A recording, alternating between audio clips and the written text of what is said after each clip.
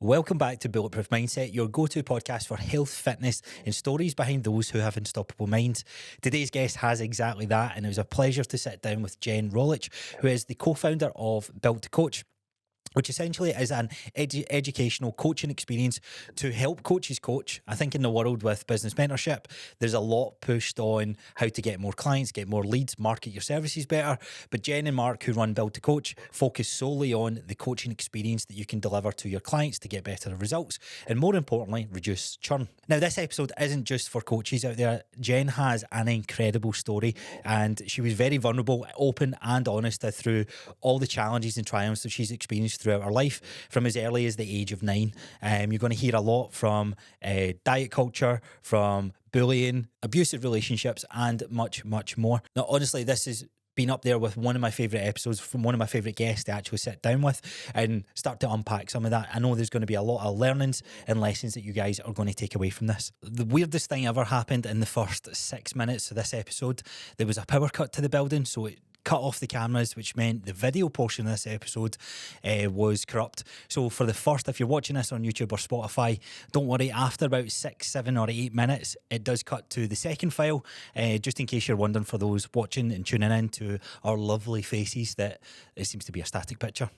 So as you can see, this episode is long enough. The only thing I'll mention here is, if you want to support the show and if you want to support me and get more guests on like Jen, or get Jen back on, one of the best ways you can do that is by leaving a 5-star rating on Spotify, subscribing on YouTube, and more importantly, and leaving a comment below on how you found today's episode. And of course, as always with these guest episodes, you can find a link below on where you can follow Jen on social media. And if you're a coach out there and want to deliver a better coaching experience for your clients, then check out the Built to Coach coaching page as well. So with that being said, we'll wrap up here. Enjoy today's episode, enjoy the rest of your day, and I'll see you guys on the next one. I think probably one where to start first of all is like congratulations on the little one. You know, it's a girl, as well. Yeah. So, well, I hope so. That's what they keep telling us. Did you want to find out? Aye, definitely. I always thought that I wouldn't want to find out. And I always thought that like I would want a surprise, and then I was like, who the hell am I kidding? Because I'm the most organised, needs to know everything person in the world. Like, well, that's funny you say that, and I hope Jillian's listening to this, because we often debate this. Like, she's like, no, it needs to be a surprise, and I'm like, why? Like, we can plan everything if we absolutely. Then know. And I just feel like, how am I supposed to I need to know everything. Like, I'm Isa to sell game. The people have to know. There's no way I could have went 9 months not knowing. So, how far in you just now? I'm 20 weeks. How's it been so halfway. far? Do you know, seeing the whole, I've actually been all right. Like, are we recording? Aye. Just hang on. We're just getting right into it. Just check. I think if my husband listened to this and heard me say, oh, I'm absolutely fine, he'd be like, you're a fucking liar. But on the whole, in comparison to other people I know that have had horrendous pregnancies, on the whole, I've been sound. All right. Just shattered. Like, I could really go a nap. But I also run 2 businesses. So is it the baby making me tired, or is it that making me tired? Well, I liked your, was it your April roundup or the March roundup? You're like, here's how the months went for me, and it's just like scunnered pictures. Quarter one, here's how quarter one. It's just you scunnered like through. Do you know, I was seeing so many other folk posting quarter one, like biggest numbers in business, Ferraris, most successful Lambos. quarter yet, and I was like, listen, I might have been dying off and surviving in McDonald's chicken nuggets, but I did grow like a couple of legs and like a heart and the odd lung, so that's pretty cool. I'll take that. Yeah. So obviously, like this time round, like you've been pretty open about your miscarriage and stuff like that. How have you been, like, mentally and psychologically through this part? I know it's a bit of like a U-turn for you. No, listen, I know you're an open book. I'm a total open book. I think in the initial stages it was pretty terrifying. Like, I would say, like, when you go through something like that, it's weird, because I remember saying to my therapist, like, I always knew I would have a miscarriage, and I didn't know I would have a miscarriage. I think I've always been quite an anxious person. I'm so much better now. Pregnancy has honestly been the least anxious I've ever been in my life. Like, touch wood. that doesn't change. Slap it. But like, I think I've always been somebody who expects the worst to happen, and that's something that I've spent so much time working on overcoming in therapy. So it's one of those things where, like, my therapist always says to me, like, it's giving your anxiety evidence. So it's something you feared happening, And then it happened, so it's got evidence to be fearful of that thing happening again. So the first trimester was really, I was in complete shock, because everybody tells you, like, oh, it takes ages to get pregnant. We've been very, very fortunate. I recognise it for a lot of people. They go through horrible struggles and battles with infertility, and we didn't experience that, so we've been very fortunate that way. But they were like, expect it to take ages, and then I was like, oh my God, pregnant. It was such a shock. Not like as shocking as it can be when you're trying to actually have a baby. So those early stages, I had something called a corpus luteum cyst, which is very normal in early pregnancy, but it causes you to spot and cramp, which was exactly how my miscarriage started. So that was quite challenging to deal with, and that it's difficult to get excited. It's not the first time.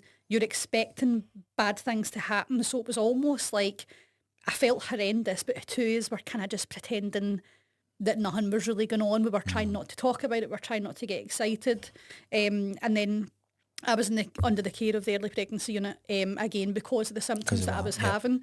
But they discharged me at around 8 weeks, and I went for private scans. I always say to anybody who's pregnant, see if you need reassurance, pay for a private scan. Like, it's 60 quid for your peace of mind. I'll happily pay that. So I feel like once I got through the first trimester, more confidence, I was like, right, okay, things are okay, and we could talk about it and we could tell people. But in those early stages, it was definitely scary and hard, because you're still trying to hold it all together.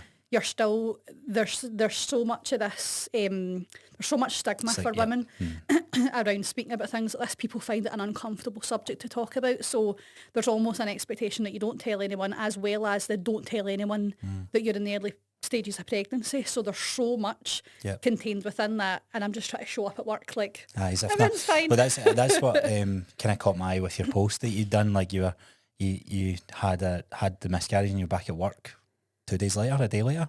The next day. So I found out on the Monday that I was having a miscarriage. So technically I had a missed miscarriage, which is, I was having some spotting and cramping, but again, like I said, really normal in early pregnancy. So what happened is that they used to call it a blighted ovum. I don't know what they call it now, but basically there was 2 sacs, but nothing in the sacs. They thought there was maybe something in one sac, but it was so small, they couldn't really determine if it was or if it wasn't. So I had a procedure on the Wednesday just to remove like any of the kind of pregnancy tissue and stuff. And I was back at working on Thursday morning at 10 a.m, running a call like nothing had happened. So it seems like, I don't know you on a personal level. We met through studio stuff and then whatever you post on social media. But from the outside looking in, it seems like the last 2 years in particular has probably been some of the better years, and things are starting to like turn a leaf, I guess. But it's not always been like that for you then. You seem to have your fair share of challenges, I think, to put it politely. So it's kind of go way back. One thing when listening to one of the other podcasts, you thought music teaching was going to be where you go at. So how do you go from music teaching and then leaving school to going into like, what was it, like business development of some sort in the NHS? So I went to uni to study psychology. Oh, right, okay. So how did that go from music to that? Mate, I don't know if I know. So for a young age, all my family are musical. So are they? All right, cool. My grandpa was a choir master, and he played the trumpet, he played the organ. So he really had a heavy musical influence in my life. Me and my mum and all my sisters can sing. I can hold a tune. I would really say I'm a great singer. It's not my strength. My sister is an incredible singer. Does your accent still keep like that strong, bland accent? My husband does his Motherwell accent when he sings, but no, I've had more like formal training, shall we say? But so you got a politeness, a brush up Scottish accent. Definitely. I probably could do it if I wanted to. That's maybe something to note for the future. But like, my sister's an amazing singer, and my family are all very like musical creative. I actually have a distant aunt that was a touring opera singer. Oh wow. So it runs down the family. Like, my great aunt played piano, all that. So music was a huge part of my life at a really young age. I started playing flute when I was 10. Which was really controversial, so I went to a Catholic school. Oh, right, okay. So playing flute in a Catholic school was a bit, was it that kind of flute, right? Concert flute. Bagpipes and sash. First thing they asked, can you play the sash then? And I was like, I don't know what that is. So I started playing the flute at age 10, and then I started piano lessons, I think, when I was 12. And music was such a huge foundation in my life because I really struggled with the social aspect of school. So I loved academia. I've always been, blowing my own trumpet, I've always been smart. I've always really grasped information, and I've always loved formal learning, right? Like, give me an exam any day. You said that you were like at the study week. I heard you say like everybody's out experimenting with drinks and all that, and you're like, no, studying. give me test papers. I fucking love this. Genuinely, that's what I was doing. My pals were all down the park drinking, and I was in the Blantyre library doing past papers, right? I loved it, and I loved to learn. So music just became a huge part of that, and it also gave me something that was just for me, because I did really struggle with fitting in at school. I struggled with making friends. I got bullied horrendously. I was quite an overweight kid. Not for very long. I think it was really just the transition of like puberty and stuff like that. But I had a lot of body image issues for a very young age. Like I went my first diet when I was 9. Well, this is actually where I wanted to kind of pivot this conversation into, and in particular for women, the image side of things is. I've had a number of guests on, and hearing how early that starts for you guys is frightening. Scary. Very frightening. Yeah. So being put on a diet when you're 9, how does that come out? Is that pressure from parents, from their side of things? Because we're in the generation of information, and like usually most eating disorders or eating behaviour is all stemmed from how we learn growing up, and our parents didn't know right or wrong. Like think of the amount of phases of carbs are bad for you, fat's bad for you, protein's bad for you, like just so many different things that they've been exposed to and they don't know any better. So is that where that came from, or was it more of your own doing? Yeah, I mean, I think it was probably a bit of both. Like there wasn't an active pressure from my parents where they said, you're going on a diet. I think they could see that like I wasn't, like that I was a bit chubby, that I was a bit overweight. So they really encouraged me to get more active. I wasn't really an active child because I did just spend all my time with music. So I wasn't interested in sports. I had a note for PE every week, right? I was one of the ones. I forgot my kit again, man. I remember being in like 5th year and actually walking by the PE department, and she was like, where are you going? And I was like, I'm going to Greg's, I'm not even going to like you. So it just wasn't really like a part of my life in the same way that music was. That's where my focus was. That's what I loved. So but I remember my parents kind of trying to get me more active. My mum's always had a bit of a challenging relationship with her body and with food. And I think what's interesting is that we always had a really broad and varied diet. So like my mum was vegetarian for a while, we were vegetarian for a while. It was always, they were always trying to focus on health, especially when it came to food. Like even still, I'll eat everything and anything. There's always a common misconception that people who are overweight only eat shite, but like I eat such a broader and more varied diet than like my husband, who's conventionally a normal weight but eats yellow shit. Right? So there was always a big focus on health, but I think my mum very much grew up with a difficult relationship with her body and her own self-image, and I think I very much grew up in the era of like heroin chic, like super skinny people like Lindsay Lohan, Paris Hilton. It was like people who were surviving on cocaine and fags. Do you know what I mean? That were our image stereotype. And I've just never had that body type and never will have that body type, even if I tried.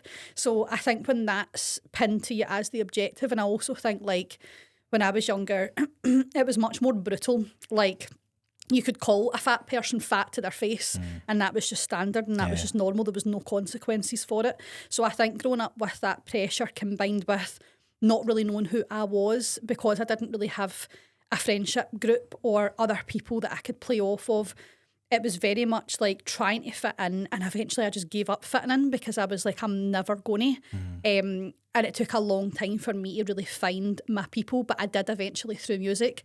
And I think that's why it became such an important part of my life, because all the other freaks and geeks also gravitated towards the music department. So it helped me realise that I wasn't alone in feeling alone. But some of those behaviours are sort of ingrained at that point then through. Big time. What did you find yourself like? So trying to fit in, what did that look like for you? Was it like trying to work on certain foods, or was it exercise? Like what side did you end up being? Yeah, I mean, I think my parents' behaviour around fitness and nutrition was very cyclical. So it was very much, we've booked a holiday, we need to get the weight off. And then when it came to Christmas, it was eat as much as you like. So there was always conflicting messages around food and when you should eat things and when you shouldn't eat things. You can eat what you like at the weekend, but you restrict during the week. So that was already kind of fundamentally a part of how I approached and seen food. When I got to high school and I became much more aware of my size and that there was something wrong with it, that's when I first really started to focus heavily on restricting my food intake. But like I was praised for it, and I think this is the worst part for so many young girls, is that I can remember every single day my mum would try and make me eat breakfast, and I wouldn't eat breakfast, so she used to buy me Nutri-Grain bars, and I'd put it in my bag and then I'd bin it the second I got to school. I wasn't eating that. And then for lunch I would have a tuna salad sandwich, an apple and a bottle of water, and that's all I would eat the entire day. They would make my dinner, but I would push the dinner around my plate. I've got 2 siblings. It was a busy house. They didn't notice that I wasn't eating my dinner. And that was kind of really how I managed to get weight off of myself. The bullying didn't stop, but it definitely reduced. And I was praised by adults and by my family, and like, people saying, you're looking great. So I learned. So you think that's a positive phrase to say to someone, but it's usually the one behavioural change that you latch onto. Yeah. So I learned the smaller I am, the more I'm praised for it. Yeah. And you don't realise the impact that can make, and it's so frightening. And when I start to unpack these, like through coaching conversations with people in their 50s and 60s, it's that one thing that happened in high school. And it's like, why are we judging how you look now from where you looked in high school? It's frightening. Where does the aspiration for psychology come from then? What happens throughout high school to that point? Was it just... I don't know if there was like a need to understand myself more. And this is really, really common in like young women who struggle with navigating like certain social situations like school, where it was almost as if I was like, how does everybody else know what to do?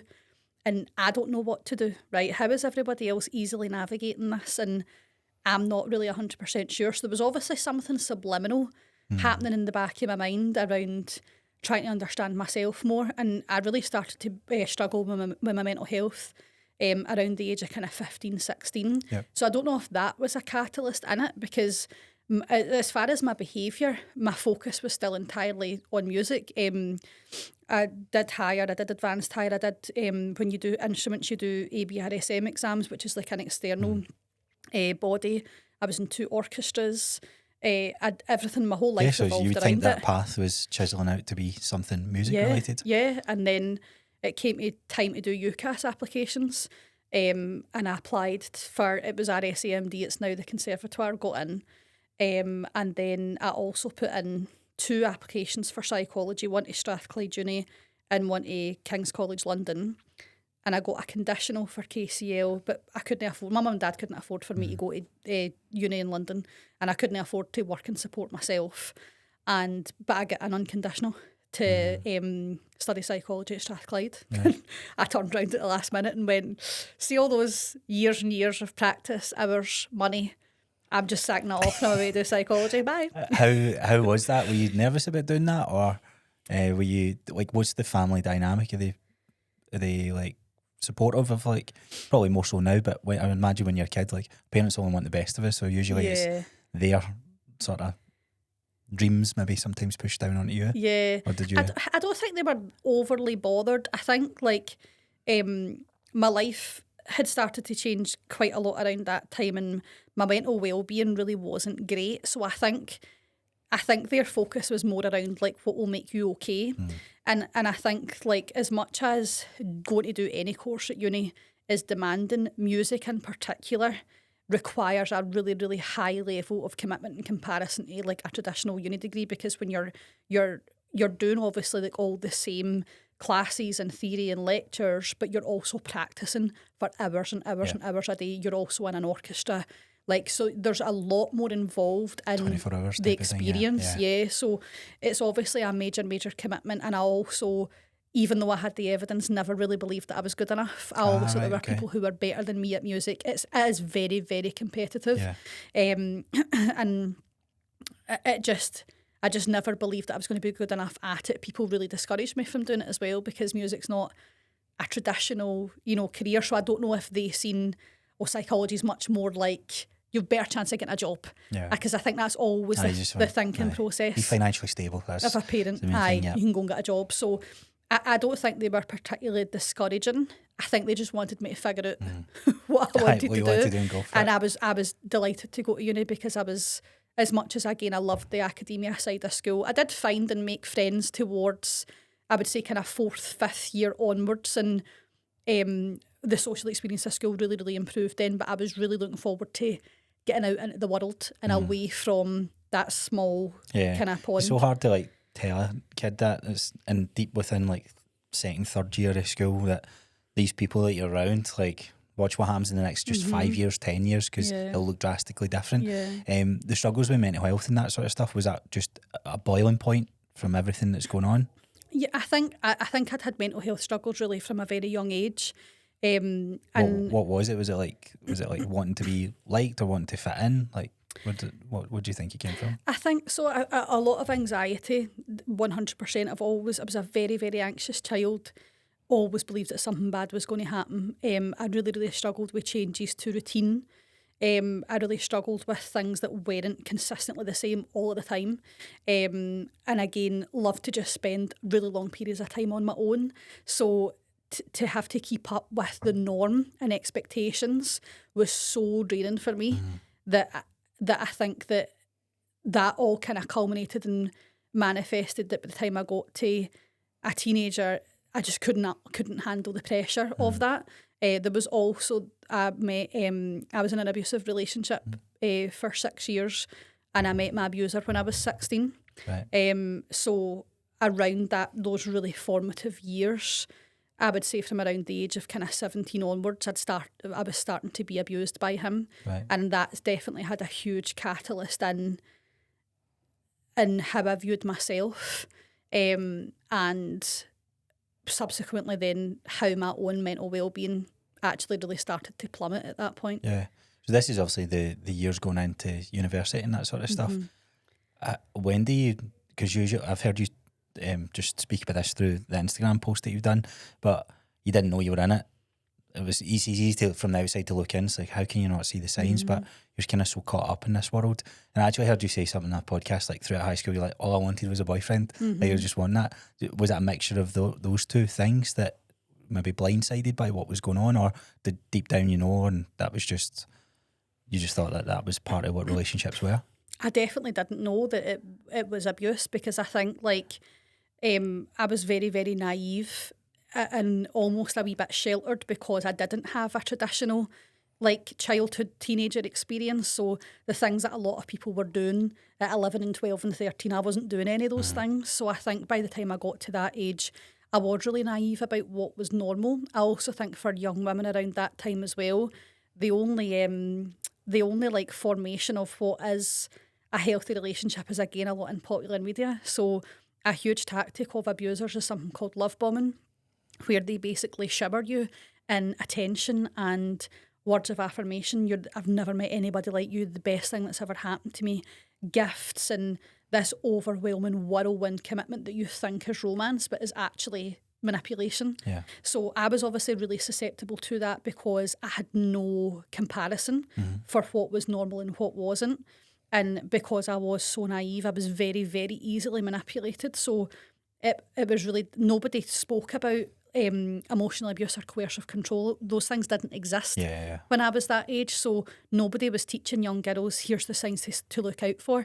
My understanding of domestic abuse was like Trevor and Wemo off EastEnders, and that's what domestic abuse was. Physical, so unless you're getting battered, there's nothing else wrong. So there was really there was no comparison metric for me to be able to evaluate what was happening, and my own self-worth was so low, I didn't really think that I deserved anything different or better. Yeah.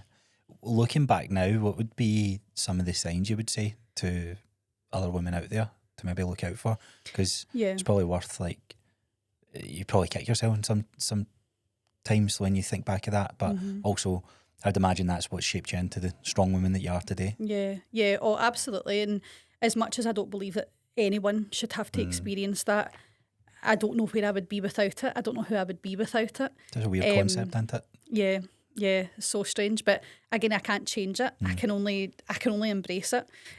So there's actually there's this amazing documentary that was done in BBC a few years ago. I cannot remember what it is called. I think it was just called What is Coercive Control. Yeah. If you search it, you'll find it. It'll be on YouTube.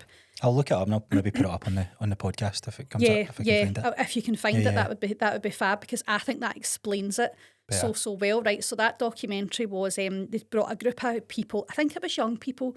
I'm sure it was kind of teenage, early adulthood. They took their phones off them and they put them into this house together, and they made them watch a playthrough of an entire relationship, right, from beginning to end, and ask them, is there any abuse happening? And you watch them debate whether or not the relationship is abusive. Now, you know as the viewer that what's happening is the BBC have created a whole series based on the dictionary definition behaviours of coercive control and emotional abuse. Now, coercive control and emotional abuse is illegal the same way that domestic abuse is illegal. It is punishable by law. The difficulty is that it's much harder to spot. There's less evidence. And even when women do have evidence of physical abuse and rape, the conviction rate is still so low. I think it's still less than 5%, even with evidence, right? So don't quote me on that statistic. It might be different, but it's still very low. It's less than 10. It's less than 10. So to then try and convict somebody when you don't have concrete evidence, right, in the traditional sense, is really, really difficult. But what was interesting is that they played out this entire relationship and showed them the dictionary definition, and the majority still decided at the end that it wasn't abuse. And this is what makes it so difficult for women to spot, because it often starts in, like I say, love bombing. So really like overwhelming whirlwind romance, right? The minute somebody says to me it's a whirlwind romance, I'm like, alarm bells, right?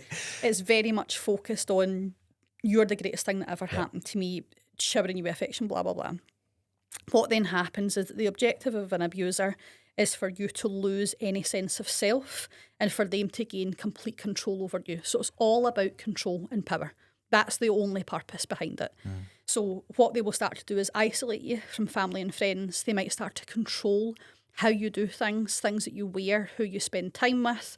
And initially this will start in such a subtle way. So it might be something along the lines of, oh, don't go out with your pals tonight. I want to spend time with you. I've not seen you. Let's just stay in and get a takeaway and watch a movie, right? So it can start as a seemingly loving gesture, but over time will increase to, you're not going, right? It might start off of, oh, I don't love you in that dress. Why don't you wear that other outfit that you've got? I really like you in that, to you're not wearing that, right? And it will start to escalate over a period of time. It can then come down to things like, so things that my abuser would do was around controlling my behaviour and how I did things around him. So like really daft things where the house had to be cleaned in a certain order. I had to do it, but it had to be done in a certain order. Things had to be in a certain place, or then there would be punishment if that wasn't done. He forced me to shower twice a day and would make sure that I showered twice a day every single day. And he had a specific system in place to make sure that that happened. He would control who I could spend time with and when. So I was told, you're not going to that. All my pals would go to tea in the park every year. I never got to go to tea in the park. I went once for the day. I was never allowed to do the weekend camping. So I never got to go girls' holidays. I missed out on all those experiences because I was categorically told, either you are not going or you can go, but this is what will happen. So sometimes it'll be threats of violence against themselves. If you go, I'll kill myself, was a regular threat that I would get. Wow. If you go, what will happen to me? So a lot of it is around using your good nature as a manipulation tactic to make you feel guilty. So you think that you're making the decision independently, but it's all coming from a place of manipulation. Gaslighting is another big tactic of an emotional abuser. If you feel like you're going mad and you're losing the plot, that's their objective. So they'll use deflection quite a lot to say, if you ever try and criticise their behaviour, they'll say, yeah, but what about when you did this, right? Yeah, well, what about when you did that to me? You make me feel that way. You make me feel like you're controlling me. You make me feel like I can't do things. They will immediately spin it back to you, because ultimately, again, the focus is always power and control, and it escalates gradually over time. Oh, what makes you think, how does someone become that? Like, why is that? Do you think that's just sometimes a default setting in some people, or do you think it's the power grab, like you say, that's like wanting to control every aspect of life? Like, have you ever had a thought, like, think about like where that comes from? Because I imagine that scarred you for, obviously you're married and that now, and found your life partner, but imagine that scars future relationships. All men can end up being it like that. Yeah, absolutely, because it's a dangerous situation to be in, Yeah. especially like violence wasn't a dominant feature of my abuse. It was more of a background character. But violence is also a very black and white, this is wrong, whereas coercive control, emotional abuse, even sexual abuse, like when it comes to sexual abuse in a relationship, the lines of consent are quite blurred. So it's hard to know, like, if you say no and anything happens beyond the point in which you have said no, that's rape, that's sexual abuse. And the difficulty is that what he would do very often is wear me down and continue and push on and push on and push on and push on until I gave up. Right. That's also sexual abuse, right? Because if you say no and then feel pushed into saying yes, that's crossing the boundary of consent. And then there is he said, she said type of thing, and it's how do you identify what's happened? Yeah, because then over time, I was no longer asked. It just happened whether I wanted it or not. The consent was removed completely. But that only happens because they recognise that they wear you down so much, you lose all of your power and it all goes to them. So I think, like, I do believe that for a lot of people, most people will have activating events in childhood. My abuser did have difficult experiences in childhood in terms of his relationship with his mum in particular, a really fractured relationship with his mum. However, there are loads of people who have traumatic childhoods who manage not to abuse people. Oh, that's what I mean. It doesn't excuse the actions that some people can take. Yeah. How often do you think this happens? I think the statistic is 1 in 4 women. I don't know in terms of men, but I'm sure for women, around 1 in 4 women in the UK are in an abusive relationship. And we've grown up in an era where obviously social media is a lot different now, but you're seeing these headlines almost every week from various from abusive relationships to actual, like, the extreme end where it's occurred in a death or a missing person and all that sort of stuff. Were you aware of that going through that? Did you ever feel like that was where the threat was for you, or it was more like this is a relationship side of things? I think towards the end, it definitely became. Right. I knew that I was in danger. I didn't quite know how, but instinctively, I knew I need to get out of here because I'm in danger. And once we lived together, the abuse escalated to a really, really intense level because he had so much power and control over me. So it was much easier to manipulate me. It was much easier to isolate me and cut me off from family and friends, which he did really successfully and cleverly over many, many years to make it look like it was my choice, which again is another tactic that they will use, turning your family and friends against you, telling that they don't have your best interests at heart, they don't love you, they don't want to spend time with you, so that it feels like you're making the choice. So over time, and definitely as we lived together, there was obviously much more access for him to control me in an even greater level. And around the time that I left, I remember knowing that I was in danger. I was just in fight or flight constantly. I was in a constant state of anxiety, stress, fear. I can remember one day I graduated uni in 2014 and I worked in the John Lewis call centre part-time while I was at uni, and I stayed there for a year while I was looking for a job after graduating. And I was in work one day and he forgot his keys. And he needed to get my keys, but he didn't drive. So he phoned me, I think, in my lunch break, he managed to get through to me somehow and said, you need to leave work and come and pick me up he worked in Hamilton, and come and pick me up and take me back to the flat and then go back to work. And I was like, I can't do that. Like, I can't leave work unless it's an emergency. I work in a call centre. Like, they're not saying, aye, crack on, that's fine. Like, if it was an emergency. But he was like, this is an emergency, I'm locked out. And I was like, aye, but you've forgot your keys. Like, you'll need to find a way to come here. You know, the John Lewis call centre's like in Blantyre, but it's like right on the fringe. See, when did you work there? I worked there 2011 till 2015. We must have crossed paths because I joined as one of the Christmas temps because you had to No lock way. your phones away in the Aye, thing. aye, You were shirt and ties, you were partners Yeah. at this point in time. Yeah. So they're very rigid in Aye. what you're allowed and Aye. can and cannot do type of thing. And I worked in the bit I worked in was all payments and refunds, Right, so they yep. were even stricter because obviously we're Aye. dealing with people's like Cards. card details and stuff. So I was like, you'll need to come here. So he could have got like a bus, or he could have like managed to get his way there, but it was no, on you. you need to do this. And I was like, right, okay, I need to do this. And my boss was like, you can't leave here. Like, you'll get disciplined. You can't just leave here because he's forgot his keys. And I was like, what do I do here? Because the risk of pissing him off was so much more terrifying than what would happen if I lost my job. Wow. And that's the position that it puts you in, is that you recognise that you have to sacrifice so many things in order to stay alive. And I think around that time I recognised, I don't know what I'm in danger of, but I know that I need to get out of here. So you being at university, you're learning about psychology and that sort of stuff. Was that starting to create some triggers in your brain of like, wait a minute, there's more to human behaviour, or was it like, this is textbook and life is different? Definitely not consciously. I also studied gender. So I'm a very proud feminist, and I studied gender towards the end of my degree. So I was learning about all these things and all of these concepts on a theoretical level. I do not remember any connection between that and me, but my life with him was so chaotic that I really, really struggled at uni. And that was so difficult as well, like from an identity perspective, because I was academic my whole life. I was smart. I didn't struggle with these things. And then to be in a position in uni where I was really, really struggling, like I was great. I got a degree with the skin of my teeth. Like, I think the pass mark was 40 and I think I get 45. Like, so it's like right in the brown. It was really, really with the skin of my teeth. I didn't do honours because he told me, you need to leave uni. You're not doing you're not doing another year. Yeah, so your character is getting picked apart of who you think you are up until because if I have a degree, I'm then powerful. You know, if I have a degree and I have opportunities and I have, you know, I can go places and take that places with me in life. He didn't want me to go anywhere in life. He was really, really resentful of the life that I had and the opportunities that I had. He used to call me spoiled, a spoiled brat all the time. And there was no capacity to be spoiled in my upbringing. Like, my mum and dad had 3 weans.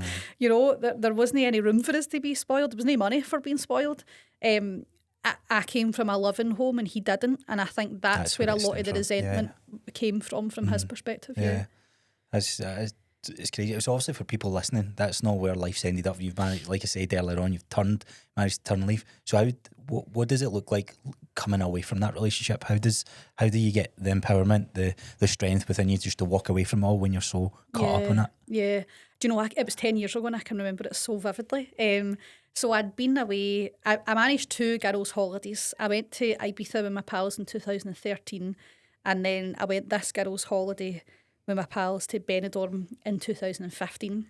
And he used to tell me all the time that I was unattractive, I was ugly, nobody'd ever fancy me, I wasn't funny. Which is ironic, because how does it start?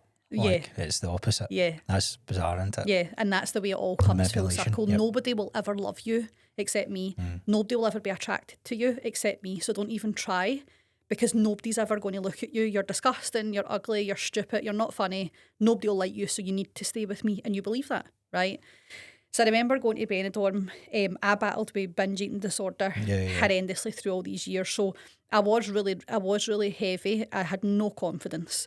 And again, that was a whole part of his. So he would control and restrict food, but also overfeed me because he didn't like when I lost weight. Anytime I lost weight, I was punished. And then I was encouraged to eat more. So we went to Benidorm for 5 days. I laughed for 5 days, and it sounds so sad, but I forgot what it was like to laugh. I can remember like having a pure belly laugh, like buckled laughing, and I was like, I don't remember the last time enjoyment that I life. laughed, like in that way. Like, it had genuinely been months and months and months where I had genuinely laughed, but I was making other people laugh, and boys were talking to me and flirting with me and trying to kiss me, and my pals were laughing, and we were having a great time. And I was like, I'm not the person that you've told me that I am, because I'm funny. I've always been funny. I'm making people laugh. People are enjoying my company. Men find me attractive. So what's true? And I think that really helped me to realise this is what I'm supposed to be doing with my life at 22. I'm not supposed to be living this life of fucking chaos with you. I'm supposed to be doing these things and being young and having a laugh. And that really did. I remember coming back and I felt dread. I felt the feeling of dread. I can remember being in the plane and my gut was just wrenching because I knew what I was going back to. I was terrified. And I was like, this isn't right. Like, I shouldn't feel that way. And like a couple of other girls had boyfriends. One of my pals was married and they were like, oh, as soppy as it is, I can't wait to get home and see him. And I was like, I would rather go anywhere but there. Did you open up to friends? No.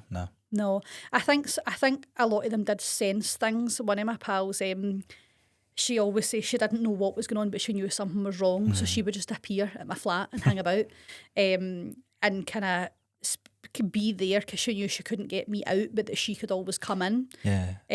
So she was always kind of, a lot of them would kind of linger and some of them would pass comment on certain things and say, that's not right, because over time he didn't care who it was in front of.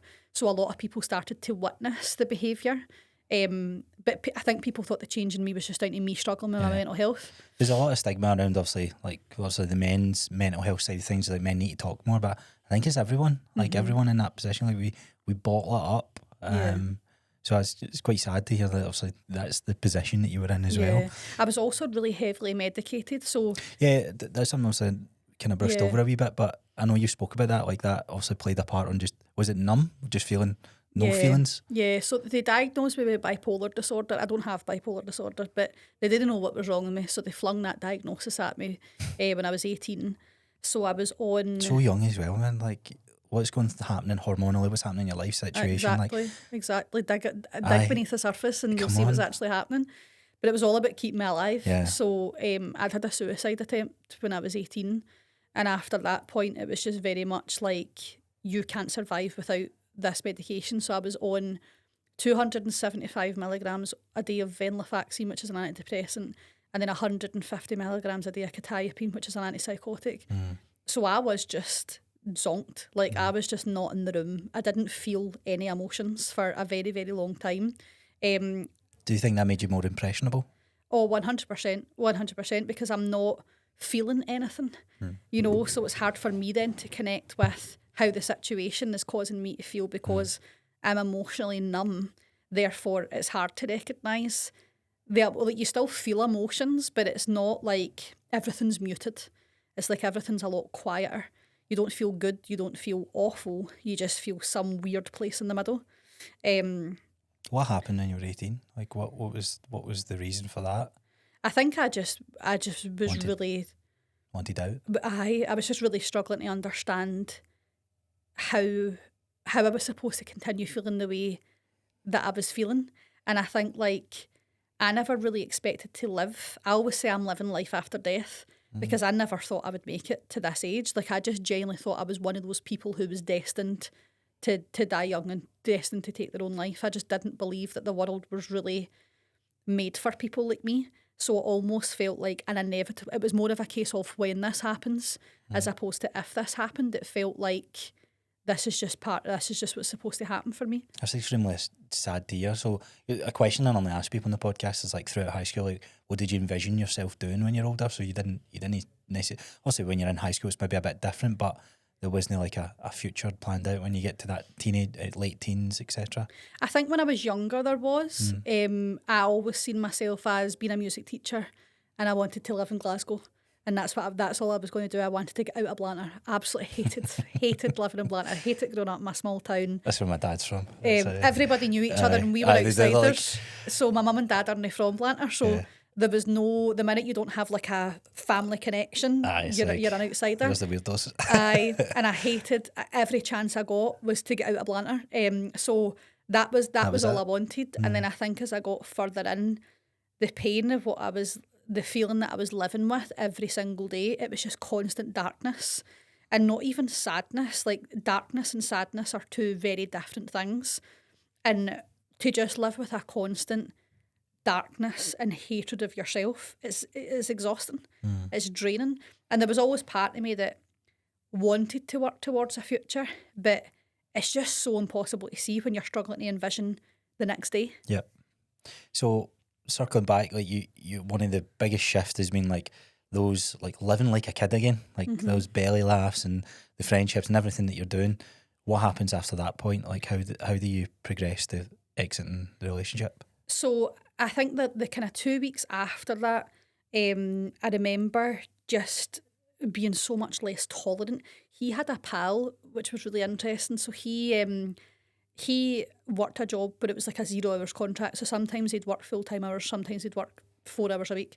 But he took a part-time job in Domino's, and he made a pal there. And his pal, basically, I would work all day, he would sleep all day, and then he would go to work at Domino's at night, I would come home at night, so we didn't really spend any time together, which for me was great. But every night the pal would come back, and his pal was a really, really nice guy, but there was a few situations where his pal stuck up for me. So he started saying, like, you can't speak to her like that, or like he would ridicule me.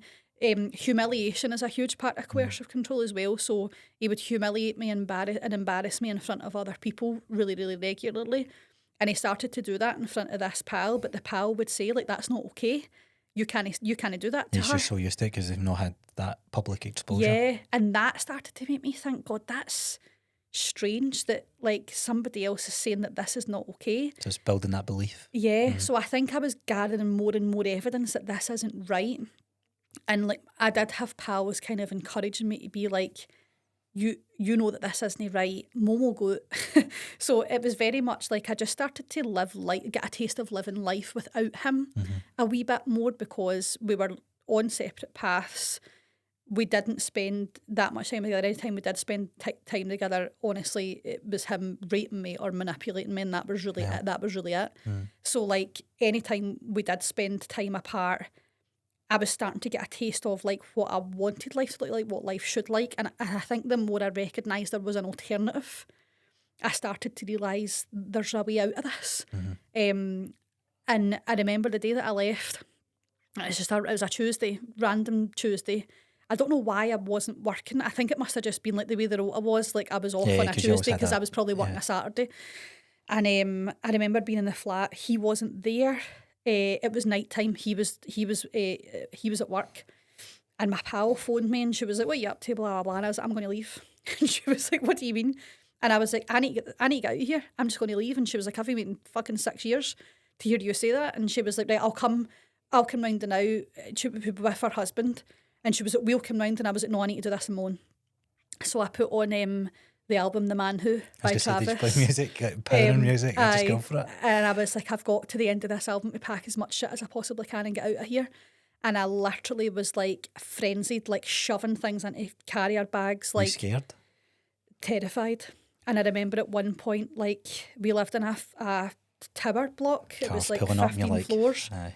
And I remember we were in the first floor, and I remember hearing the lift. And I was like, if this is him, like he's going to kill me. That was probably the closest I came to realising the reality of the situation, because I was like, if he knows I'm trying to leave. So I always get asked, why did you not leave, right? Women in abusive relationships get asked this all the time. A woman will I tried to leave so many times. We broke up a million times. I tried to leave on countless occasions.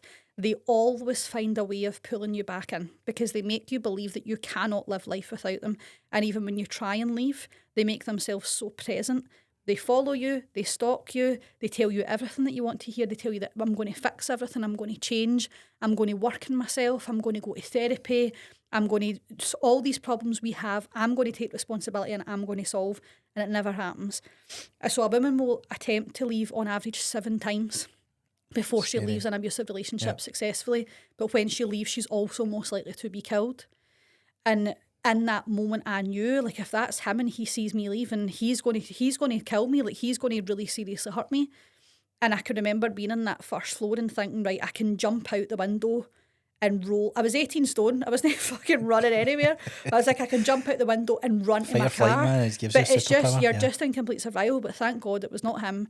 And I shoved as much stuff into my car. We were engaged, so I left the engagement ring. The engagement ring was fucking £200. That speaks volumes. My first engagement ring from him, his mom won at the bingo.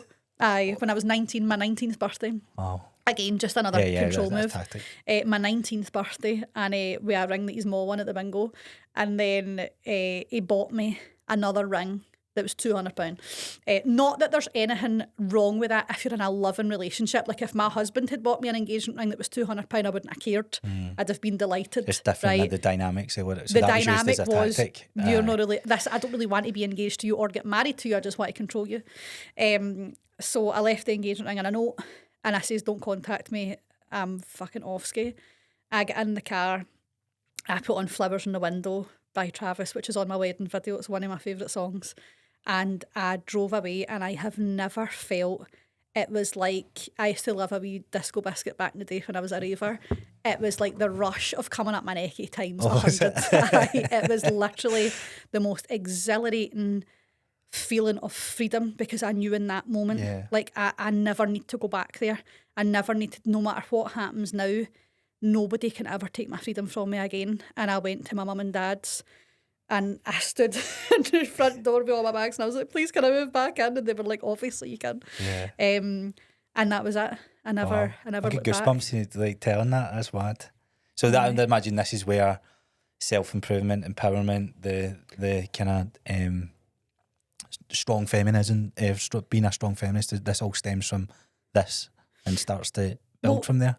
I was taught to be a feminist from a very young age. Okay. So I come from a whole family of like trade unionists, socialists, strong empowered women who do leadership roles, tough jobs. Like my mum, my aunties all had professional careers, as well as juggling kids, blah, blah, blah. Fighting against the status quo and all that. Yeah, so it was very much bred into me. Love that. Which is fucking ironic, because as a strong feminist, ended up in an abusive relationship. So it's always been a real strong part of my upbringing and my principles and my values and morals. I would say that experience helped me to understand the importance of it so much more, and that actually it's more important that men are feminists than women. Yep.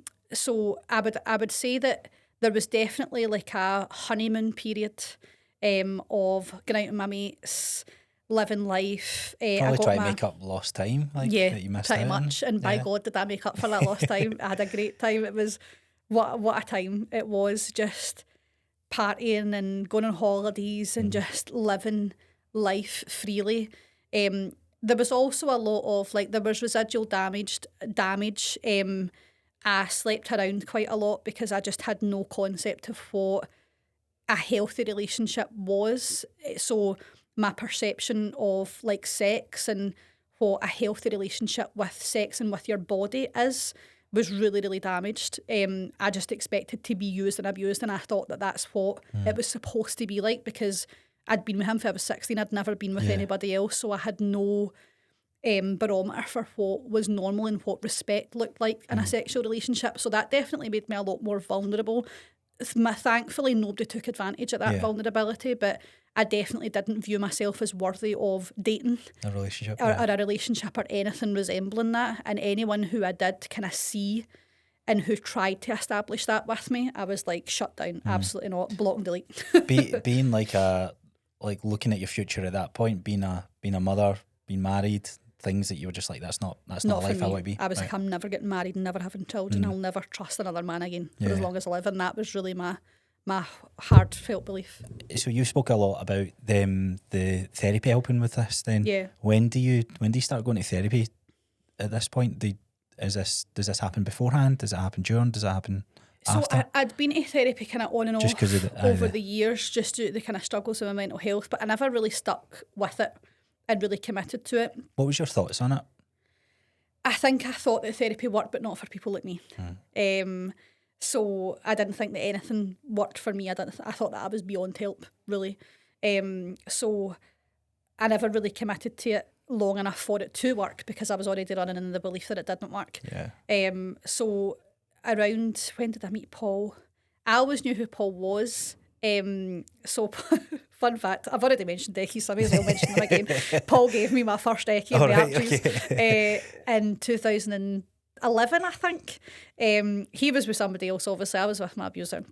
I remember him and he doesn't remember me, which I still terrorise him for to this day. So I always knew who he was. We had mutual friends, and he had been talking to me on Twitter. He'd been trying to fire into my DMs. Oh, interesting. Twitter, that's one you don't hear of. A throwback. That shows you how long ago it was.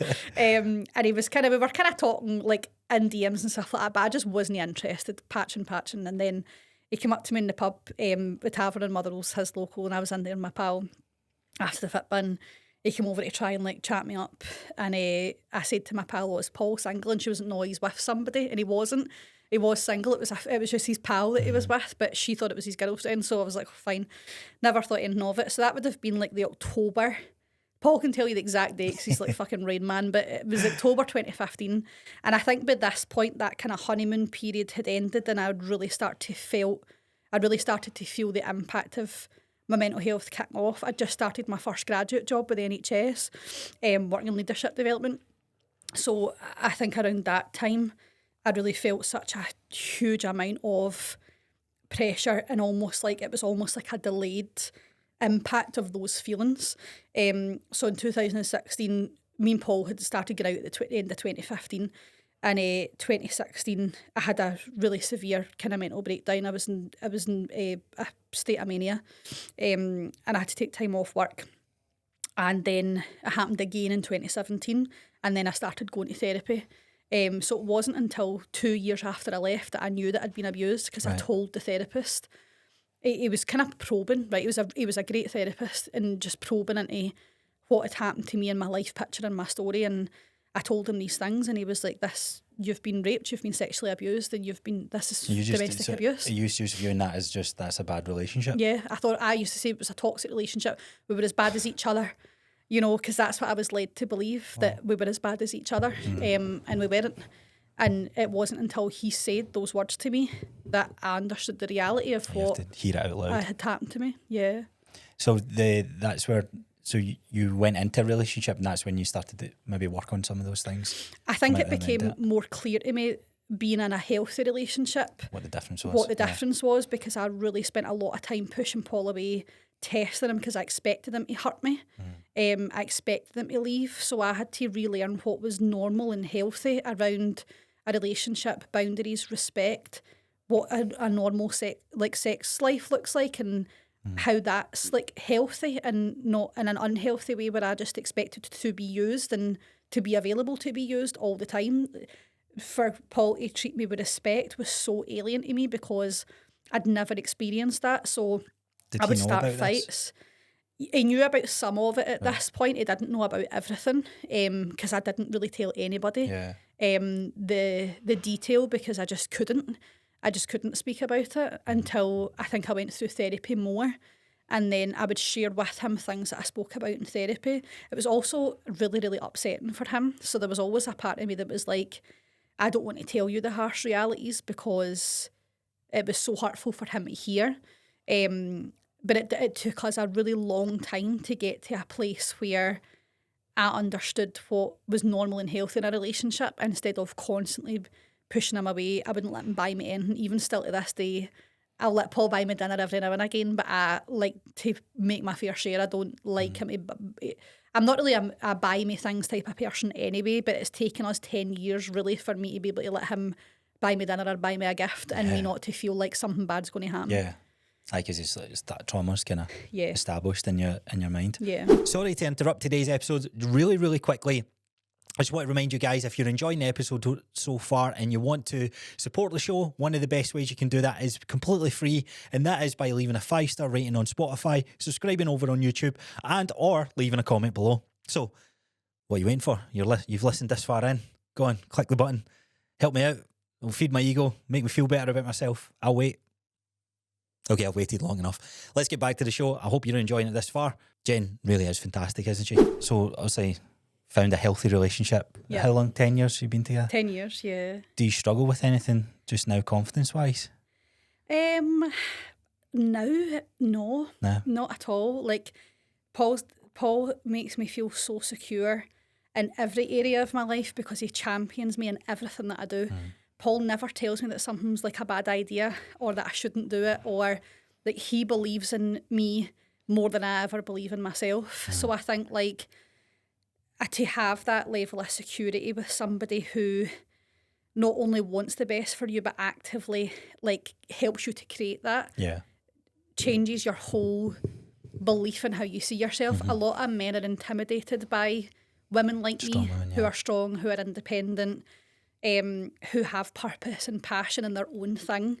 But that's what Paul loves about me and encourages me to do more and more and more of it. And I would not have the life that I have if it weren't, or the life that we've built together, if it wasn't for him. Yeah, which is nice now to see it, like, you know, going to become a mother, you're married, and kind of getting to, like, really change your perception and all those things that you want. Yeah. What are you nervous about most about being a mum? I think I'm nervous about getting the things wrong that you can't take back. Oh, yeah. But I've spoke about it loads in therapy, and my therapist says, like, you need to give your kids something to talk about in therapy. Yeah. Like, you need to do something. Yeah, you need to do something wrong. I like that phrase. Like, you need to do things that will irritate them, and you will do things wrong. I think it's all about, like, for me, it's really important that I don't lose myself, but that similarly I let go of who I am with a recognition that I will never be me as I am ever again. I'll always be me and this wee girl's mum. And I think for me, something that I rejected for such a long time was losing my identity, because I fought so hard to get it and establish it. But actually now I'm like, this is just only going to make me better. So I'm scared of getting it wrong. I'm scared of, like, what do you do when they're no well? That's always my big fear. Like, because I've got nieces and a nephew, and, like, I'm used to spending time with them, and I've done all the nappies and the bottles, but I've never been the solely responsible person for keeping another human being alive. So I think that feels like the scariest bit. The now, I think, like anybody who's going to be a parent, it's just about making sure that I get it right, and that the things that I do get wrong are not, like, the really bad things, you know. I know, good.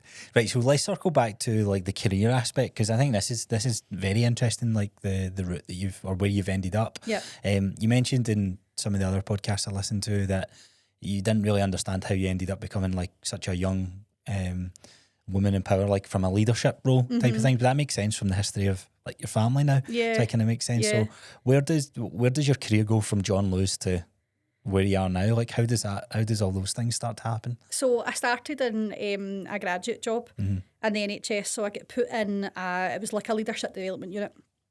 So they were responsible for creating national leadership programmes for all leaders in healthcare across NHS Scotland. So I did a few different placements with them. I moved around. So I worked for NHS Education for Scotland. I was with them for 2 years in their management training scheme. So I went around a few different places. OD, organisational development, is kind of where I ended up and where I forged my career. But I worked in, like, HR, I worked in equality and diversity, I worked in learning and development, and I did all the different bits to understand what I really wanted to do. But my passion always lay with leadership and team development, because it was all about, there are people and there are problems, and then you need to figure out how to fix it. And that was always the bit that fascinated me. The complexity that put a lot of people off was the very thing that really, really interested me and really inspired me. So the more I understood about, like, the things that people often think is just, that's just what it's like working in a team, you can fix those things. Like, you can improve those things and make people's experience better. And contribution's always been a huge part of what I do and the purpose behind what I do.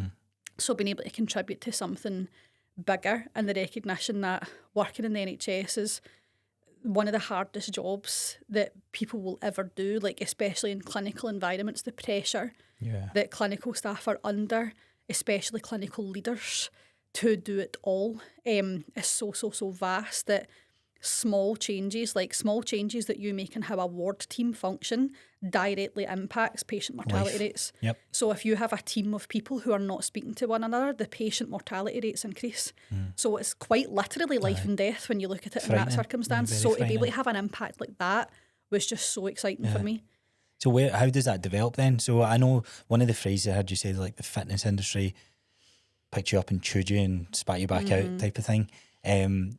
As your career's sort of taken off, do you start to focus on the fitness and health side of things, or does that just come, like, where does, because you said you gained a bunch of weight and all this sort of stuff. How does that develop? So my weight fluctuates throughout, like, all of these years. I've done every diet under the sun. I've done a lot of them. Like, there is literally, and I swear to God, there is not a diet on this earth that I have not done. So I spend many years yo-yo dieting, not interested in the gym, didn't know what a fucking step was. The concept of going for a walk was absolutely alien. So my weight still kind of fluctuates over these years, and I'm still really trying to shape inform myself and my own identity. And I think as my career grows, you know, I've moved up the career ladder. I ended up as a consultant working in Glasgow. That was my last job that I had before I left. So the demands of that job are really, really intense. Greater Glasgow and Clyde's the biggest board in Scotland, and it's also under a fucking magnifying glass from the government. And I worked with estates and facilities staff. So estates and facilities are basically like the backbone of the whole health service. Places cannot run without them. So they were under a lot of criticism from the tabloids around hygiene levels, infection control markers, a lot of things. There was a really horrible situation in the Royal Hospital for Children where there was water contamination in one of the wards and kids very sadly died. So the director that I worked with was part of that, obviously, investigation, because quite rightly those parents needed answers. So you're dealing with huge layers of complexity, and that does make it a really, really intense job. I'm also, as a person at this stage, deeply traumatised. I've stopped therapy at this point. So I'm a very traumatised person just trying to survive in life with a really demanding and high pressure job. So there just was no place in my life for health and fitness until Paul and I got engaged in 2018. I broke my arm. I used to play American football, and I snapped my humerus in 3 places on my first game of the season, and that was my last game of the season. Didn't you get to see the season out or anything? I never seen a single season out because I always got injured, but I was significantly overweight. So like I can recognise now, like my body was not equipped for what I was putting it through. Might have had the stopping power, but at the detriment of bone spring. Well, I was great I was D-line, so with my size, I was fucking brilliant at D-line. Anything beyond that, not so great. So first game of the season, injured out, and Paul was like, I cannot nurse you through another injury, because he had to like wash, dry, style my hair every single day, do everything for me. Like I couldn't do nothing for myself. So that period of time, I was able to work from home in that job. So I was working from home, I was in the house, I used to just eat to pass the time. So I was at my heaviest weight. It got to the end of 2018, we got engaged, and I was like, right, I need to get a grip of this because I'm not being fat my wedding day. So 2019, I started working with this fucking cowboy PT in Hamilton. I'm not naming any names. If you want to know who it is, you can message me. Who really escalated, like tried to reignite an eating disorder in me. 1,000 calories a day. I was 18 stone. 1,000 calories a day. Don't eat after 5. Have a protein shake for your dinner. It was horrendous. So 2008. So it's most common PT approach at this point. Yeah, absolutely. It was calories in versus calories out. If you don't stick to it, it's because you don't want it, and it's that simple. So it would have been around August 2019.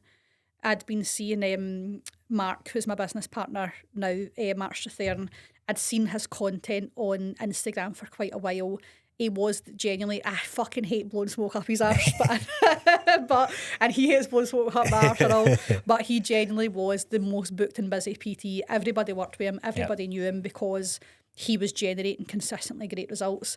So a girl I knew had lost a lot of weight working with him, and I was like, he's no my cup of tea.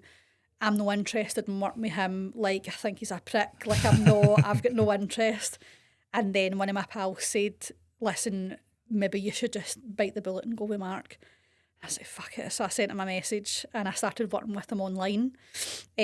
So for the first so I was like, I need face-to-face. And he was like, I don't have capacity for face-to-face. And he didn't. So he was like, you need to do online. But I just fucked about.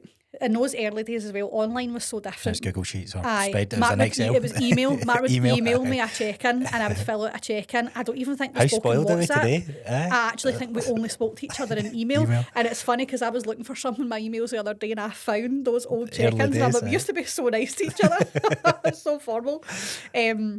Obviously, he could see that things were going on and that I wasn't really progressing. I was losing weight, but very slowly.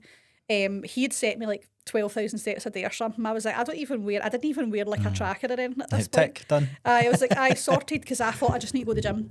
I just need to go to the gym and that will make me lose weight. And to be fair, by this point, because I played American football, I was in the practice of going to the gym, but the way that we worked in the gym was insane. We used to strap cars to ourselves and pull them across a car park, right? There was no mobility, there was no form. It was get big weight from here to there, right? It was like caveman training. So eventually I pestered him. I was like, please take me face to face. And I think he could see that I was fucking about.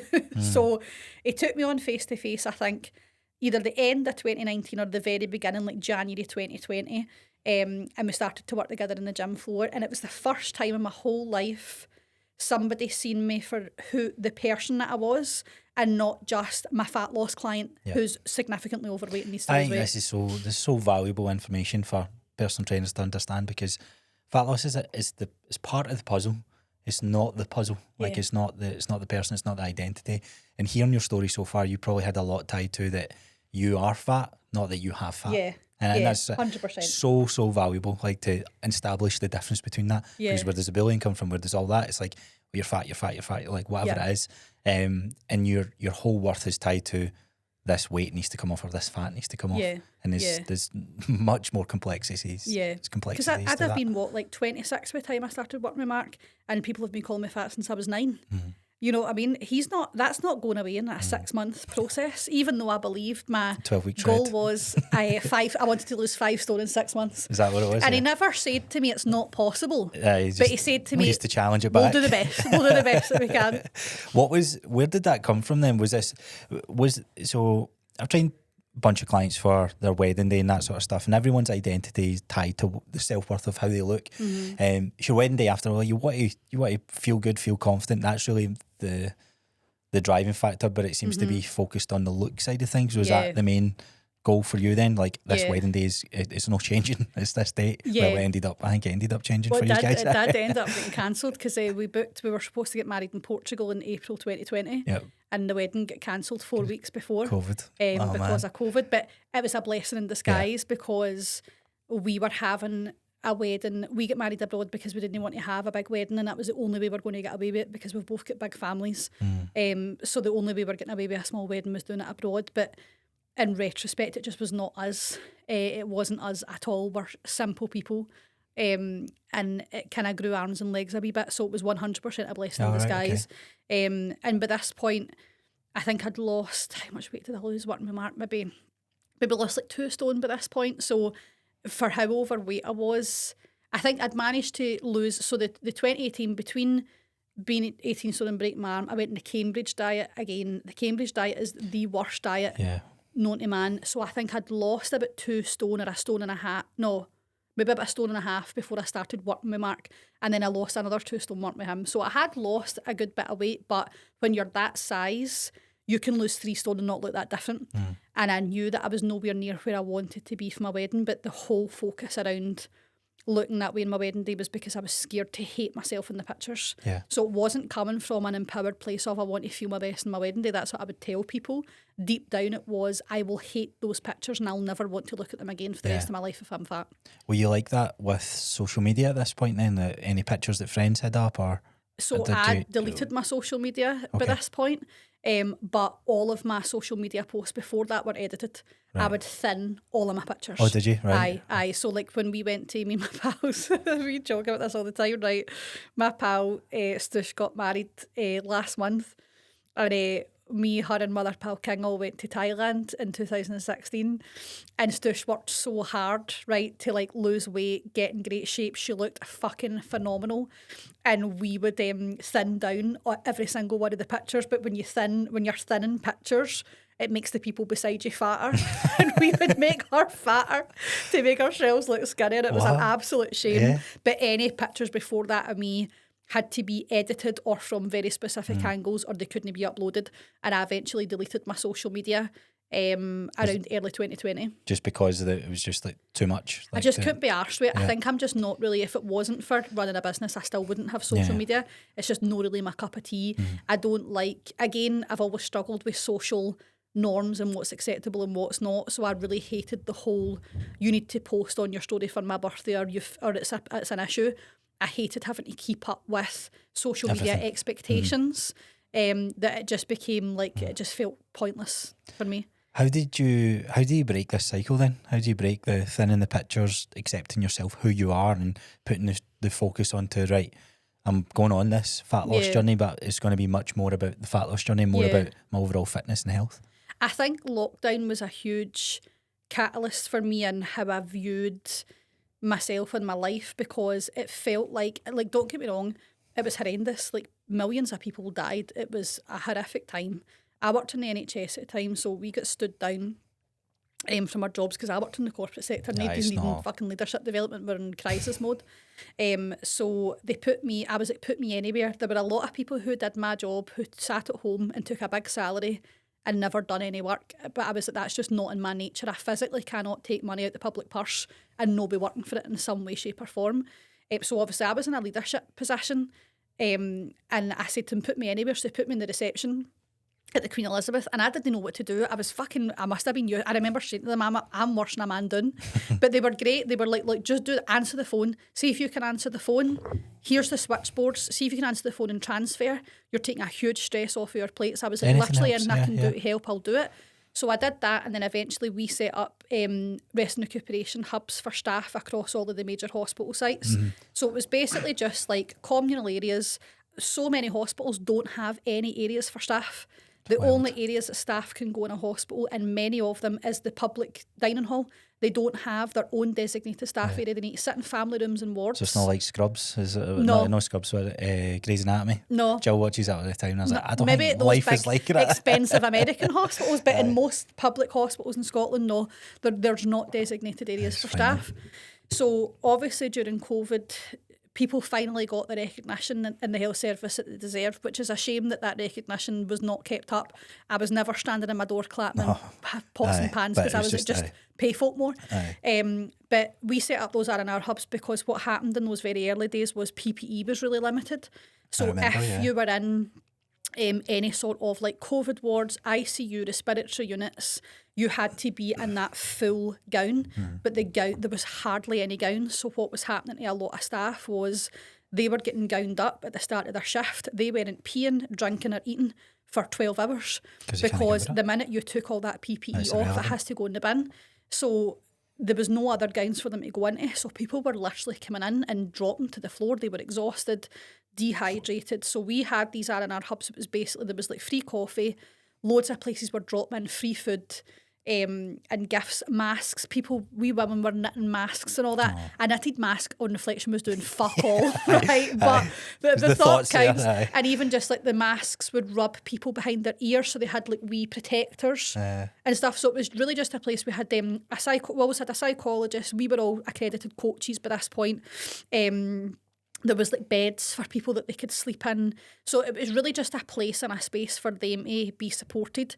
And one of the best bits about it was there was a project started called Project Wingman. So all the grounded cabin crew came in and volunteered in the hospitals, and they used to bring in the trolleys off the plane, and they would walk about with the trolleys off the plane, and they just come in and supported us. They would make folk tea and coffee. They would clean. It was such a horrific time, but we rallied round the best we possibly could and made the best out of a bad situation so that staff felt supported. So that was what my job became, and that's what I went into work to do every day. So it was obviously a huge pressure release for what I was doing on a normal day-to-day, and then the rest of the time was my own. So my husband Paul's a national organiser for Unite, the trade union. Normally his job involves like a lot of travelling stuff. He couldn't travel anywhere, he was just working from home. So it was literally go to work and then I would come home. Actually have a life. And we would just spend time together. So there was no constantly going anywhere, no pressure and expectations, no social expectations, which was a huge... See, the energy that I managed to recover, not having social events to go to or social expectations to meet, like, it was so transformational for me. I had all this time to just focus on myself. And I think that's when I really started to take it seriously. I had COVID and I lost taste and smell completely for 6 months. So that definitely helped for me. And I'm not even going to discount that and pretend that it didn't. That helped kick off the fat loss for me because there was no joy in food. I couldn't taste it. But I started going back to therapy again. I would go out walking every single day, especially in all that nice weather. I really just took the time that I had, and instead of pouring it into everything and everyone else, I poured it back into myself for the first time in my whole life. How important was the therapy part to build a better relationship with food and all that sort of stuff? I would say in those initial stages with the therapist I worked with then, we didn't really look at food. It was all around trauma, because that really was the key catalyst. Like exactly as you said, like fat loss isn't the story, you know, like that's not... It's a byproduct of whatever the trauma is, yeah. So it was really important that I got to the root of the trauma, and I think at this point I was losing weight, so I thought I was sound. So I was like, I've figured this out, I know how to lose weight, but Just I was too losing surface weight level. and it was perfect conditions. Aye. There was no external influence, Yeah. like, and while everybody else was at home in lockdown eating and getting steaming, I was doing the exact opposite. I was in a fucking wellness retreat. Do you know what I mean? Aye. So Perfect environment. it was the perfect environment for success. And then we got through 2020. Our wedding got moved and cancelled 4 times. And no, 3 times, and then in the 4th attempt, we got married at home. So we got married in our local chapel, May 2021, and then we hired an Airbnb in West Calder, like in the middle of a farm that was genuinely in the middle of nowhere. Oh, wow. And we got catering, we bought all the drink for Costco, and we made a playlist and stuck it on my pal's man's speaker. And that was it. We just had a big That party. feel more like you guys then? Yeah. 100%. We had 22 people. It was just our it was just bridal party. It was just family and close friends. Had our ceremony up to the big house, Love food, drink, dancing, Aye. and That's all you need, that's just us over the back. So after this point then, where do you is it more of a side hustle, this kind of coaching in other coaches from a psychology point of view starts happening? Yeah. And how so that comes about in Mark's programme to start with then? Yeah. So I had done my coach accreditation. I started it at the end of 2019. It broke for a bit in COVID, and then it resumed in 2020. So by 2021, I was fully qualified as an accredited professional coach. And this is just because leadership is there's a valuable skill to understand that aspect, right? Absolutely. And I'd been coaching informally, but by this point, I'm coaching senior leaders and directors, so there needs to be formality behind it. So I started doing that inside the NHS. And then I had no intention, honestly, to do it. I had no intention to ever not work in the NHS. Like, my intention was climb the career ladder, get my boss's job, be a head of OD, and that's what I'll do. And Mark had been my guinea pig when I was doing my accreditation, so I needed somebody to practice on. So he had been my guinea pig because I was like, who's somebody who would benefit for this, but is also like a good candidate. Leader, And I wanted somebody that wasn't in the health service so that I couldn't be biased. So by this time, this had been end of 2020, he'd just started working in Authority Network. His business was in a really, really good position. So I was like, he's a really good candidate that would actually benefit from this. So we used to meet up in Starbucks in Hamilton, and we would have our coaching sessions. And then I think it was maybe around like March or April 2021, he says, will you come in and talk to my clients about values? And I says, Mark, I wouldn't know where to start. And he was like, well, you never shut the fuck up, so you'll be fine. And I was like, do you know what, you're probably right. And I did that first values training on, I think it must have been the April 2021. All right. Okay. And then I built a whole business off the back of doing trainings like that. What was the reason behind the talk side of things? Did Mark just see you were really good at what you were doing in that guinea pig sort of experience? Yeah, and I think Mark always knew that he was different as a coach. So he was already running education sessions around Deeper concepts impact. that he had learned and he had taught himself about. And like, this was in obviously like the glory days Early where you'd days. get 50 folk, 60 folk in a Zoom session. Aye. So he ran 2 a week. And it was a non-negotiable. I went to every single one every single week. So did everybody. None of us missed any of them because they were so valuable. Yep. So we really just wanted to add me into the rotation of that, of adding more value into his programme. And I think through our coaching together, he realised actually you've got a set of skills here and some knowledge here that would easily transfer over to us. I could never see how what I knew applied to fitness because I was like, I'm still struggling Well, your with my fitness own. journey. How can I possibly coach people in a fitness journey? But it was like, it's not about the body, it's about the mind, and that's what your expertise is. So there was a bit of insecurity with those early day kind of talks then. Oh, if you yeah. Aye, big time, because like I spoke to people all the time in work. Like I've done How's public it was speaking. easy peasy? Yep. I would speak to rooms of 300 people about leadership and all these sorts of things, and I would stand in front of rooms every single day in my life because that was my job. But there was something about being in that room and being in that context that was just so. The first time I was physically shaking, which is so funny to think about now because I do this all the time. I don't even blink. And it's funny. It's also like listening to your story, obviously where this ends up as well. Back to that girl walking by the PE teacher going, fitness, it's not for me, right? It's not for me. Like, it'd be funny actually to go back and speak to those PE teachers, because you'd be like, here, look what I'm doing, by the way. I know, they'd probably be like, she's an arsehole. So there's a part of this as well where this becomes like the main passion driver. I was like, I'm going to make this something. Yeah. Where does it grow from there? So Mark shared into the Authority Network group that I had come in and did this talk. Loads and loads of coaches inquired, because by this point it was very normal for people to hire guest speakers. I imagine that was the guidance that Phil was given around that time on how to make your business better. And people were desperate for a speaker.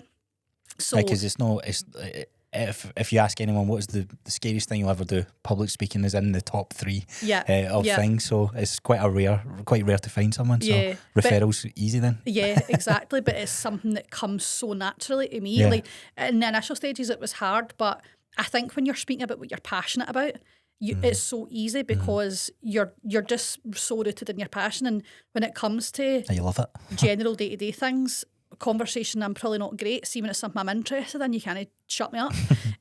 So because I was being given a platform for what I was interested in, that made it a hell of a lot easier. So obviously, because Mark worked there as well, he had a lot of influence, and he really did. He opened that door for me, because I wouldn't have had that business that I had in the early days had he not given me that opportunity. Did you get paid for this? Did you take payment for this? Yeah. So I never charged Mark as much as I charged everybody else, because like he was. That's different. I was like, I don't know what to charge you. He told me what to charge did him, he? and I was like, all right, okay. So I started obviously out with him, and then I started coaching people inside of the program, inside of his program as well. And then I can remember he was telling me about when I'm charging people. So he was like, sell it as a package of 3 talks, because I had resources that went with all of my trainings. A package of 3 talks. And the 3 resources for 997, right? Because that was the glory figure, right? Is that still the number? Come on, the membership. There's definitely still people who charge 997. Aye, you're like Phil Graham, one of And you. I was like, Mark, I cannot charge people £1,000 to speak. And he was like, trust me. He was like, I know what these people are earning. I know what other people are charging for this. That's what you're charging. Shut the fuck up and just do it. Who was your first pitch to? My first pitch was to a guy, I don't want to say his name just in case he's like, he's actually in Built to Coach, and he took 1 training, and Mark said to me, for 1 training, charge £300. And I remember voice crack when you say that. It came in it, and I was like, 250. And after it, he was like, much as you charged? I was like, 250. He was like, for fuck's sake. I can't remember who my first ever person was that took the 997. I think it might have been, I've got a friend in the industry, Clara Sullivan. It might have been Claire. Do you do her podcast? Is that? I did. I used to to work in Claire's programme. She's a fantastic coach, very successful, a lovely, lovely person. And I think it might have been Claire. I don't know. I honestly can't remember. But I remember the first time I was shaking. 997. And they were like, great, how do I pay? And I was like, what the fuck? And then people genuinely just kept buying it. I could not believe, because I grew up working class. Like, I made, even in the health service, like in a leadership role, I maybe made like the equivalent of £25, £30 an hour. Like the fact so that's like half your wage straight away, like half the monthly wage. Like the fact that somebody would then pay 10 times that for an hour of my time, I was like, this is fucking mental. And obviously that was the COVID gravy train, right? If I said to somebody now, certain coaches would take it and they would be sound. And I still do it. I still deliver trainings in house, but I do it in a monthly retainer now as opposed to the kind of one-off. So I remember, like, I had to set up the business bank account, and Mark was like, just put that money in there. Do you like it? And I was like, I'm not touching it. I was feared, because I was like, I don't want to touch this money. So we were living in Shawlands at the time, we were renting. And this got to maybe like we got married in the May. The flat we lived in was a nightmare. It was a nice flat, but they had like, it was in Newlands, so a lot of the old flats have got like coal cellars, and the fireplaces are all coal chutes. So there was no soundproofing, so the noise was relentless. And the guy that lived below us was a bachelor, and he was a teacher, and he had an end of term party in this flat. Oh my God. And it literally was it was so loud. It was so loud. Our upstairs neighbour thought it was us. Vibrations just go through Like, the place. it was horrendous, the noise, and you hear it was the noisiest place I have ever lived. There was always somebody getting something fucking drilled or something ripped out, right? It was relentless. And the two of you were just like, it was something like £1,000 a month rent, ridiculous. And eventually we were like, this is just a nightmare. And we knew we wanted to buy a house. We were like, we can't be paying £1,000 a month rent and save for a house. So Paul's mum and dad said, why don't you come and move in with us, save for a few months, and then you can buy a place. So we did that. That would have been the August 2021 we moved in with them. And that's when I was really like doing things on a regular basis. So I had loads of people on retainer now. Yep. I put it all in the business bank account, and I was like, until I speak to an accountant, I don't know what to do with that money. So I just let it build up because obviously we were just saving for my salary and Paul's salary. So I would work a full day at work, come home, Paul would have dinner ready for me, I would wolf it, and then I would go up into the room. I had a wee fold out desk in their spare room that was our bedroom, Paul's teenage bedroom, and I would sit there the full night and I'd coach one-to-one. Hustling and bustling. And then I would deliver education sessions, and I did that 5 nights a week. So then, when do you realise this is the path I need to take, and I need to quit this corporate world and go on my own business? Because you come from your family say predominantly careers, like corporate careers, I guess, if you want to call them that. Yeah. You're the first kind of in the midst of that. That's here. I'm going to do my own business thing. I'm going to be my own business owner. So that must be so foreign to everybody. So my dad runs his own business. Right, so okay. my dad's a glazier. Right. So he'd ran his own business for a long time, but obviously completely different. Like, my dad's a workie, so it's totally normal for workies to have their own business, and it's totally different. They could not. I remember my father-in-law. What do you mean? Folk gain you money? They could not get their head around it. Like, what are you talking to them about? Like, they could not understand it. And You're on a laptop. How do you make money? Exactly. And I used to work. I would do a Saturday morning session for Mark. And I can remember we were on a Saturday morning session, and I was doing like a visualisation method with people. So it's obviously has to be, it's quite meditative. So like I had like meditation music on, and he was putting up a fucking telly in the spare room. And so I'm sitting trying to create this peaceful space. I didn't have like microphones and all that, then it was just me and my laptop. And that was the only thing I bought out the money was a laptop, the same laptop I've still got.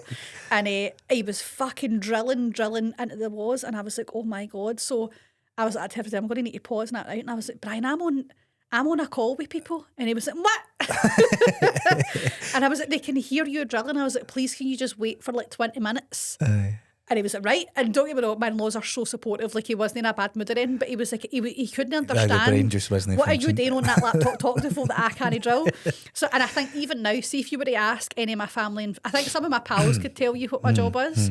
See if you were to ask any of my family, I think they would just be like, she talks to folk. It's just like, so to them, it was such a risky decision, especially because so eventually the March we bought a house. And then obviously I said to them, like, I'm going to leave as soon as I need to buy a house and I need to buy a car. And as soon as I've bought them, I'm going to go full time in the business. So to them, they were just like, this is so risky. Like, you can't be made redundant in the NHS. There's a no redundancy policy. So they were like, how are you going for a stable career that's good money that you can never be made redundant from to this big risky decision? And I was like, well, if I don't know, I'll never find out. And the only person who supported me was Paul. Everybody else told me, too risky, bad decision, don't do it. Literally everybody. Needed, though? Did you? Were you on the fence with it at all? Oh God, aye. Mark was trying to encourage me for ages and ages and ages. Early on. Make the leap, and I was like, I genuinely couldn't until we buy a house, because I wouldn't have had like accounts to be able to support it. And I was like, I need to buy the house. Once I've bought the house, I'll do it. And then it took me a few months after that. I didn't actually leave until August 2022. So it was a good like 6-ish months after we bought the house, five-ish months, because I had a 3-month notice period to work anyway. So it was a good few months before I actually did. But I remember him saying to me, if you don't get out now, you will never leave. And the way the industry is now, the industry is booming. You need to come in and establish yourself now. And he was totally right, because I think had I not established myself as one of the early people doing something like that, it would be so much harder to break in now because there's tons of people who Well, I do. see it more now than I did just even 4 years ago. I think 4 or 5 so years anybody who came in at that point and established themselves were obviously building much stronger foundations. Wait, do you ever lose the insecurity of speaking to fitness people, struggling with your own fitness journey? Oh, at that time, big time. I found that so difficult. I seen a picture as like judge me, and you're at a heavier point throughout this. So I regained all the weight I lost. Is that because of what happened there? Like I think that there was a combination of things. So like I lost 6 stone for the bedding, but the way that I was losing weight towards the end was really unhealthy. Like pressure of the wedding and all that. I told like Mark I was sticking to everything 100%. I wasn't. I was severely under-eating because I was in a time crunch and I was panicking. I was terrified to hate myself. And don't get me wrong, as soon as it came to the wedding day, I felt beautiful. Like I did. I genuinely felt really confident. I love all the pictures, even the ones that are for shite angles. I look at them now and I'm like, it was the best day of my life. Yeah. Because you're not seeing the identity tied to being fat. You're seeing, I'm on my wedding day. Aye, 100%. So once we moved in with Paul's mum and dad, my anxiety, so I'd come off all my medication by this point. So when I come off the medication, the emotions come back like thick and fast. So I started experiencing really significant anxiety. Obviously, we were living with them and I love them to bits and I am so grateful to them for giving us that because we would not have been able to buy the house.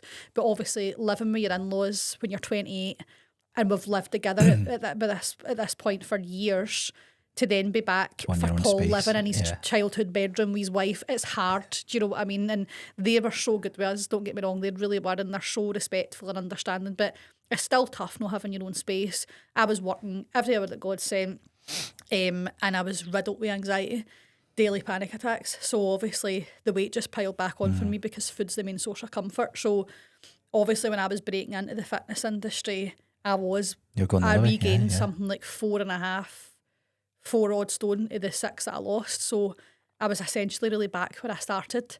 And that was really hard because I remember going to my first Authority Network event in 2022. And I was like, I am the biggest person in this room. And it was terrifying, absolutely terrifying, especially because I'm under no illusion. The fitness industry for the most part, fitness coaches for the most part are fat phobic. They dislike fat people. They see fat as bad. So they'll judge straight away. Whether they're conscious of it or not, I'm being judged. And I was also kind of there as Mark's success coach. So I wasn't really there in my own right other than the people who did know me, who'd already worked with me. Yeah, that's your evidence that you... Yeah, so I was very much like, it was just a really scary room for me to be in that first time I went. It was really, I remember being terrified. But again, I was judging myself so heavily. Of course, I assume that everybody's judging me. There's probably people who weren't fucking interested. But to me, everybody in this room is looking at me and thinking that I'm fat. What did you learn most from that experience? I think I learned that I had a preconceived judgment of what a lot of fitness coaches thought of fat people because I was basing that on my experience. And don't get me wrong, there are still a lot of coaches who I need to speak to and say, like, this is fat phobia. You can't just not want to help your client because you don't like fat people. But at the same time, I was passing unfair judgment on them, thinking, you must think this of me because you're a fitness coach. And I'm like, how many people, like me and Mark always laugh about this, about like, when he's at like a family gathering or something and somebody's eating something, they're like, oh, don't you look at me eating this, you would never eat something like that. And he was like, of course I would, I'm a fucking human being. So that was my preconceived judgment of what fitness coaches must think of fat people. Did you think Mark judged you?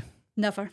That's just never. You can't I think maybe in the early days when he didn't understand the full picture, but he still put me in a leadership role in his job, in his business, as a face. Mark never ever treated me like my success coach. He never gave me the shit that he didn't want to do. He always seen me as a professional in my own right.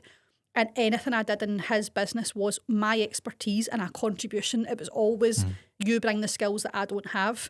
And even when I was back to where I started weight-wise, he never had me in the background. He never said to me, you need to get a grip and lose weight. Like when I said to him, I need to get a grip and lose weight, it was like, for you to beat your best, absolutely you do and I'll support you.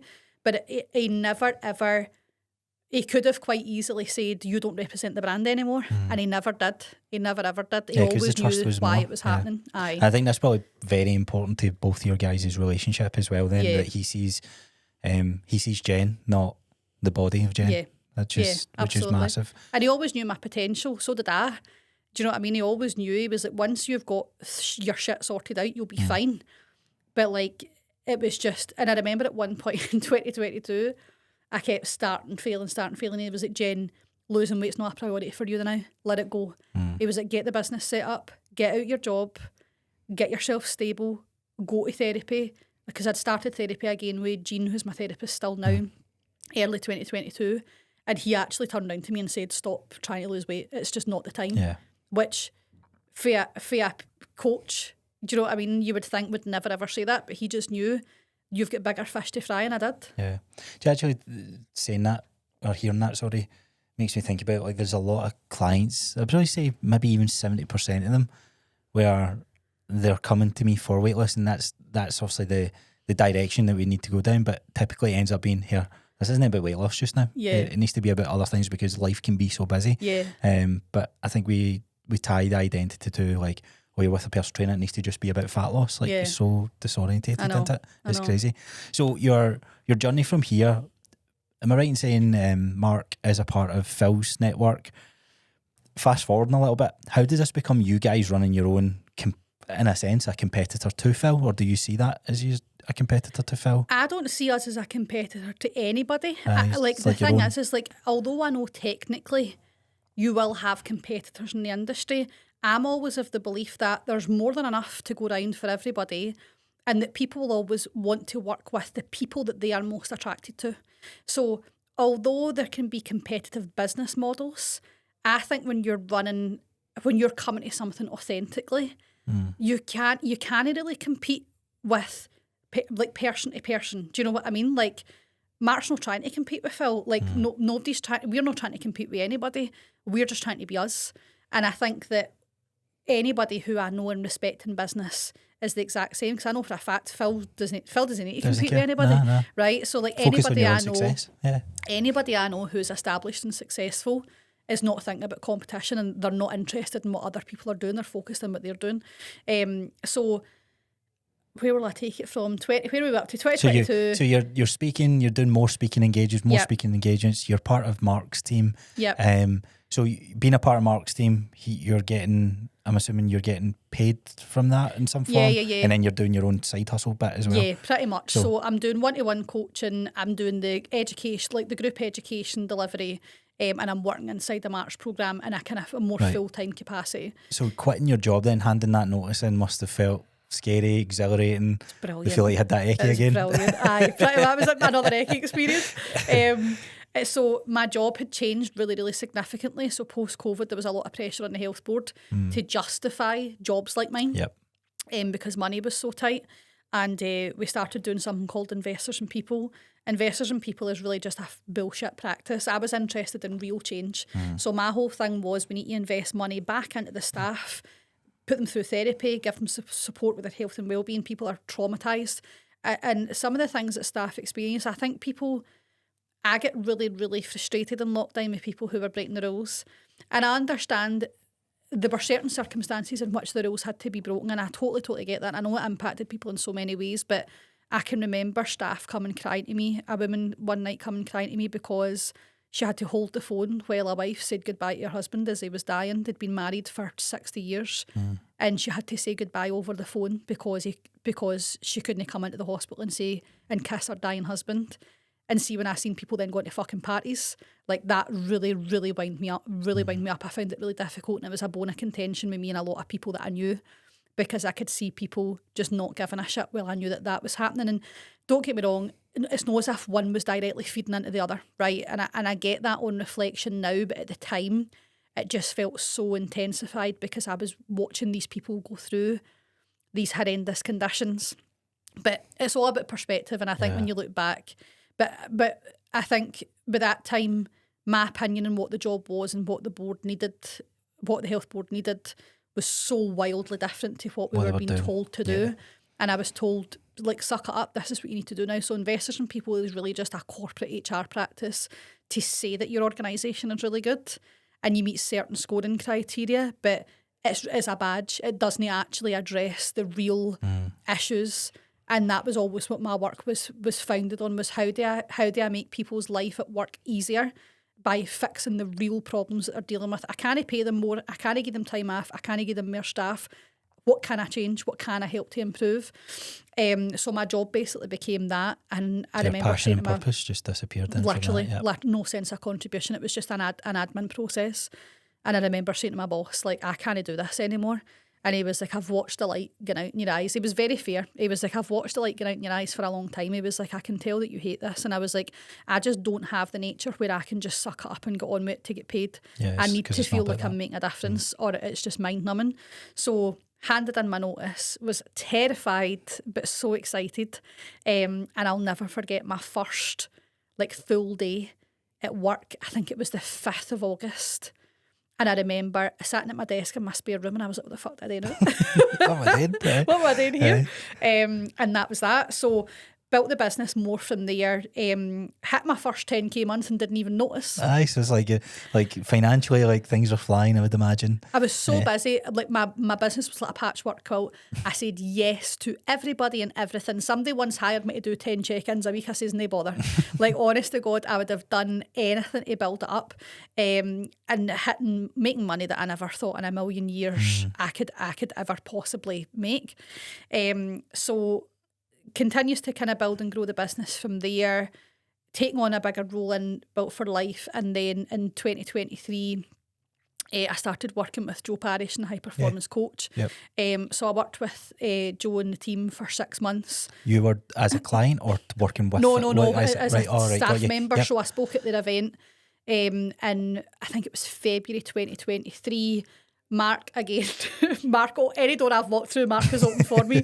Mark and Joe had worked together for quite a long time, and I think Joe was looking for another team member. Mark suggested me. So I started working as the head of coach education with them for 6 months, and I absolutely loved my time in HPC. They were all really, really good to me. Joe and all the team, they're absolutely cracking guys. And we had such a laugh, and it was nice to be part of a team again. Because you do become a bit like a one-man band. And obviously I'd Mark, but it was only over the 2 years, so it was really nice to be part of a team, and that really gave me a platform to recognise how much coaches didn't know about coaching. Like, obviously as an accredited coach, coaching is second nature to me. I know exactly what to do. I had no idea that coaches were coaching with zero concept of very, very basic foundational coaching skills. So that gave me the platform to then be able to create Built to Coach. So after some time in HPC, I always thought that I didn't want my own thing, and I recognised that I was actually just scared of having my own thing. So I left HPC in, I think it was September 2023. The August before that, Mark and I went to Barcelona. I was going to Barcelona on a solo trip, and he gate crashed it. He came in because he was like, we need to design this. We need to design this business. I've got something for you. Aye, so he was like, so you're not getting your fucking solo trip, I'm coming. So it would have been the July time. We were both feeling pretty burnt out with the workload, because I took a full-time role in HPC, so my workload was insane. It was insane. Like, I remember one day doing like 15 calls or something a day, and then work on top of that. Like, it was mental. 15-hour days were my normal. And Paul was like that to me, you are fucked, this needs to stop.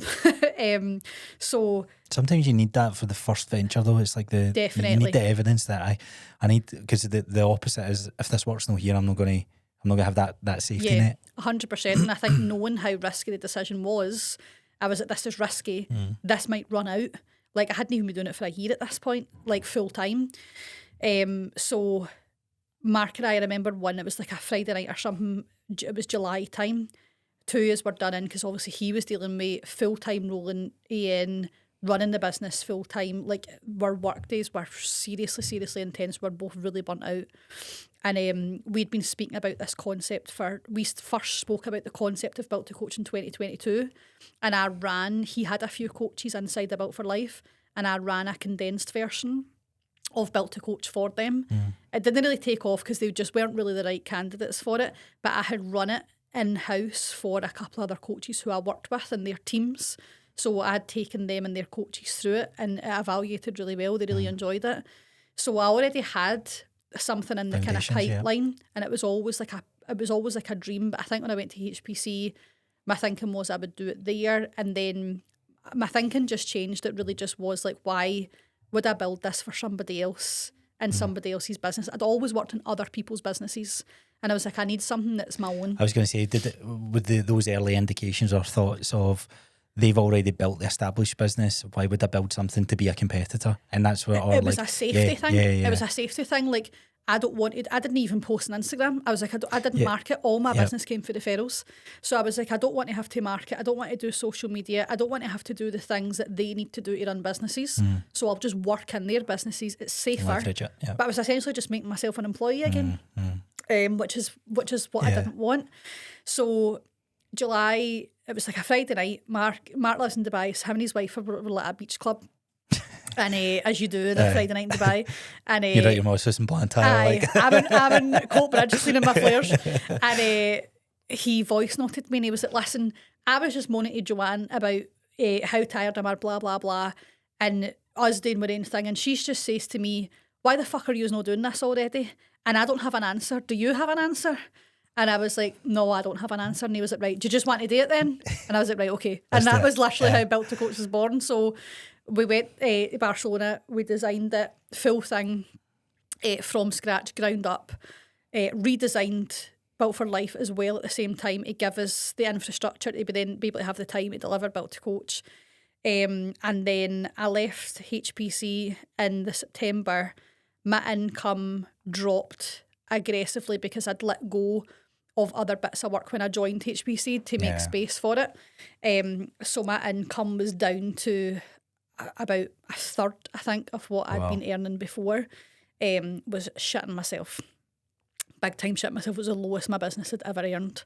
And I was like, I have no choice, this needs to work. So we then I spent the next 3 months designing the entire course.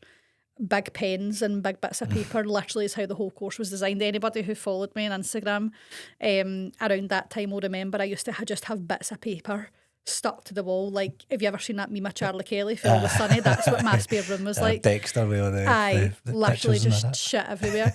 And me and Paul went to America for 2 weeks in September 23. My only financial goal I've ever had in my business was to take Paul on a once in a lifetime holiday. So we went down the east coast of America for 2 weeks, and I sat in the train. We got the train down, and I sat in the trains, like designing the course. And then we kicked off the first cohort in January 2024, and they loved it, and it worked. Yeah, I couldn't believe it worked. Like, it was incredible. What's like some of the things that you're doing? And so people hear the word Built to Coach and we're like, wait, what is that? What's one that's different to, or a different avenue that you guys are taking to your traditional mentorship? So we're not a mentorship in Built to Coach. We're an educational course. So we're the fitness industry's first educational course around psychology. So teaching you how to understand your clients' brains, principles of neuroscience, psychology and behaviour change, so that all the things that do your head in about why will they not just do this, we solve those problems for you. Biggest bugbears is like, why can't there's the plan, why can't you follow the plan? It's like, well, that's what we are as personal trainers and coaches. Yeah. So basically we teach you everything that's happening in the brain to then make all the results possible in the body. We help coaches drastically increase their retention and reduce their churn by an average of we've had people with 10% churn that have went to 0%. And a huge portion of our coaches will stay at between 0 and 2% churn for at least 6-12 months. So we teach you the missing skill that nobody's ever taught you, but that they've expected you to have. Yeah, you can learn all the business in the world of how to run funnels and operations and all sorts, but the skill of coaching is the first skill that probably should be developed. Absolutely. and is that what Built to Life is? Built to Life is the... Built for Life is the business side that's of things. Business side, yeah. And then we've got a new programme about to launch called Built for Business, which is basically just a restructure of that.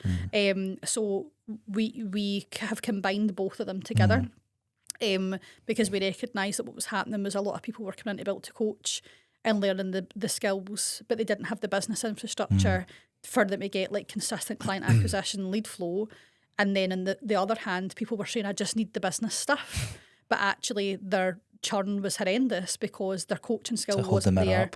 They've no process, like they've no competency framework, like there was no infrastructure to the coaching to allow them to then focus. So they were just filling up a leaking bucket. So we recognise that actually this isn't a one or the other kind of thing. Like you need help and support with both. And it basically worked out that anybody who we worked with and built to coach has come into Sort of Built for Life and naturally. vice versa. And it's those people who've got the best results. So anyone who we post social proof of is always people who've been through both programs, because for us, that's the most comprehensive experience that looks at every area of your business, instead of just telling you that coaching is just being a leader and showing up. Do you know what I mean? And then telling you to crack on, go and deliver a great service. We actually give you the tools that support you to do that, Both so that sides. it's easier for you to then go and make more money. One of the earlier, I guess, wasn't it fitness mentorship or whatever, was a guy called Jason Phillips. I think he was one of the first ones to do this in the nutrition space in America. And he created the nutrition infrastructure. It's like, here's how to be a good nutrition coach. Yeah. Everybody was going out and he's like, oh crap, like we also need the how do you market it, how do you do all that sort of stuff. How's the social media stuff been for you then, since deleting it, going away from it, editing everything, and then coming back into a space where, yes, you've got more confidence, you've more social proof, you've got more, well, your integrity's always been there, but you start to, it's like, right, okay, I need to get back on the social media side of things. How was that part for you? Was it something that felt you became more natural because it was part of the game, or is it something that you're like, man, I hate this every moment? And you know, I find it a lot more natural now. I think if I had the option not to do it, I would still choose not to do it. More so because I think for a long time I got caught up in doing it the right way, and then I recognised that actually there's a few things that you need to be aware of, but ultimately there is no real right way of doing it, as long as you're being yourself, that you find the right way. And I think in the early days, I fucking hated it. Like, I hated, like, if you go back and watch your old content, I'm so wooden. I didn't think it was that bad. No, did you go far I enough went right back? to the start and then started making my way through up the chain. I mean, definitely got better. I think that's the art of continuous improvement, though, isn't it? But I think it was just very much that we were being given advice that was like, follow this script, do this thing, do this scenario, use this hook. And I think the more it was like that, the more stifled it was, because it just wasn't bringing out. It just wasn't bringing out our personalities. And like, I'm really of the firm belief, like, I am fully aware that we are not everybody's cup of tea. There are people who actively hate us, right? And have made it known to people that we know that they hate us and that they'll never work with us. But for me, that's a good sign. If you're really, really clear that you will never work with me, that's me knowing that I'm getting my messaging right, because then the people who know that I am, for them, it's a lot easier for them to make that decision. So I find it much easier now, because I'm no holds barred. Like, I'll share anything that I want to share. I need to get better at sharing more of the personal side of things. That's probably where I struggle, just because it doesn't cross my mind. I don't think I'm a particularly interesting person. So like, I'm like, I don't know what, but day to day, I don't do nothing. So I'm like, what can I share? I've seen you started sharing, like, being like that personal side.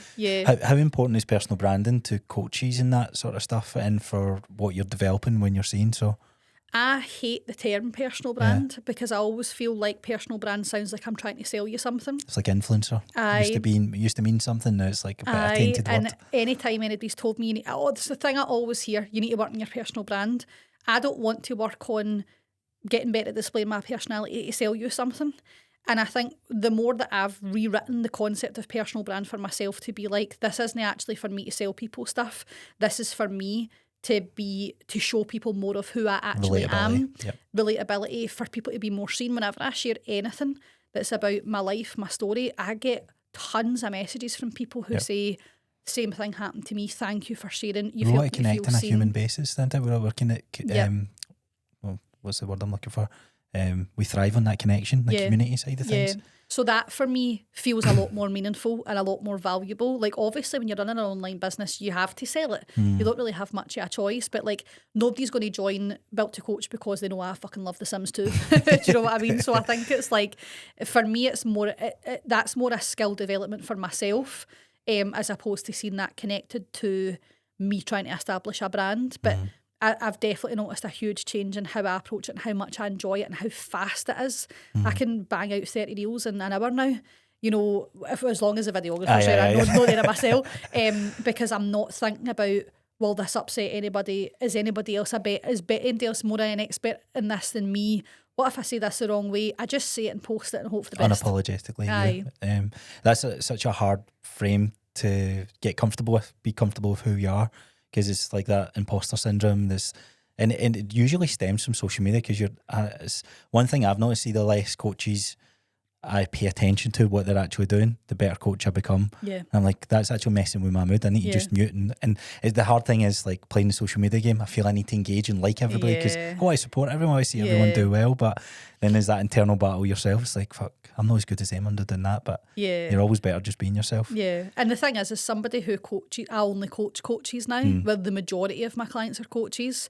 Everybody battles with the exact same thing. So what I find so interesting is that people have a fear of showing up authentically on social media because they compare themselves to others. But I'm like, but those people who you're comparing yourself to are also comparing themselves to somebody else. Circle. Therefore, everybody is delivering a highlight reel and then coming to people like me and being like, I'm falling apart. So like the reality of this is so different than what you think it is, that those people who you think are killing it and smashing it are still dealing with something challenging because that's life, that's business. Everybody is dealing with their own set of challenges. They're just choosing not to tell you about it. Exactly. So I know you guys done that episode on the comment section and all that sort of stuff. Has that ever bothered you or triggered any past behaviours coming back to social media? Because it's something that we're all maybe, or people are afraid of posting to get a comment from a fucking blank profile, or sometimes even the full blown making it known here, blah blah blah, whatever it is. How's that been for you? I think at first it was difficult. So obviously now I'm at a point where like I lost all of the weight that I regained, and I got back to my wedding weight, which was this big thing that I glorified for such a long time. And then I got there and I was like, I'm actually not that arsed. But I accessed it through actually healing my relationship with my body. Focusing on performance was a huge breakthrough for me. Doing high rocks, running half marathons, trained for a marathon and then never ran the fucking marathon. But that really changed. Unfinished and healed. business there. Aye, definitely. Once his baby's it, definitely.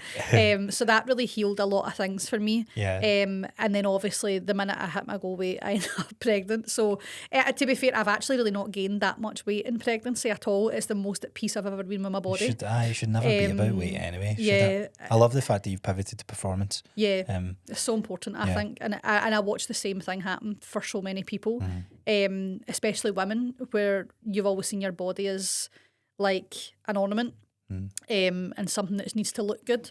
So shifting to performance and had a huge change in my relationship, and I would say my relationship with myself and my body is the best that it has ever been.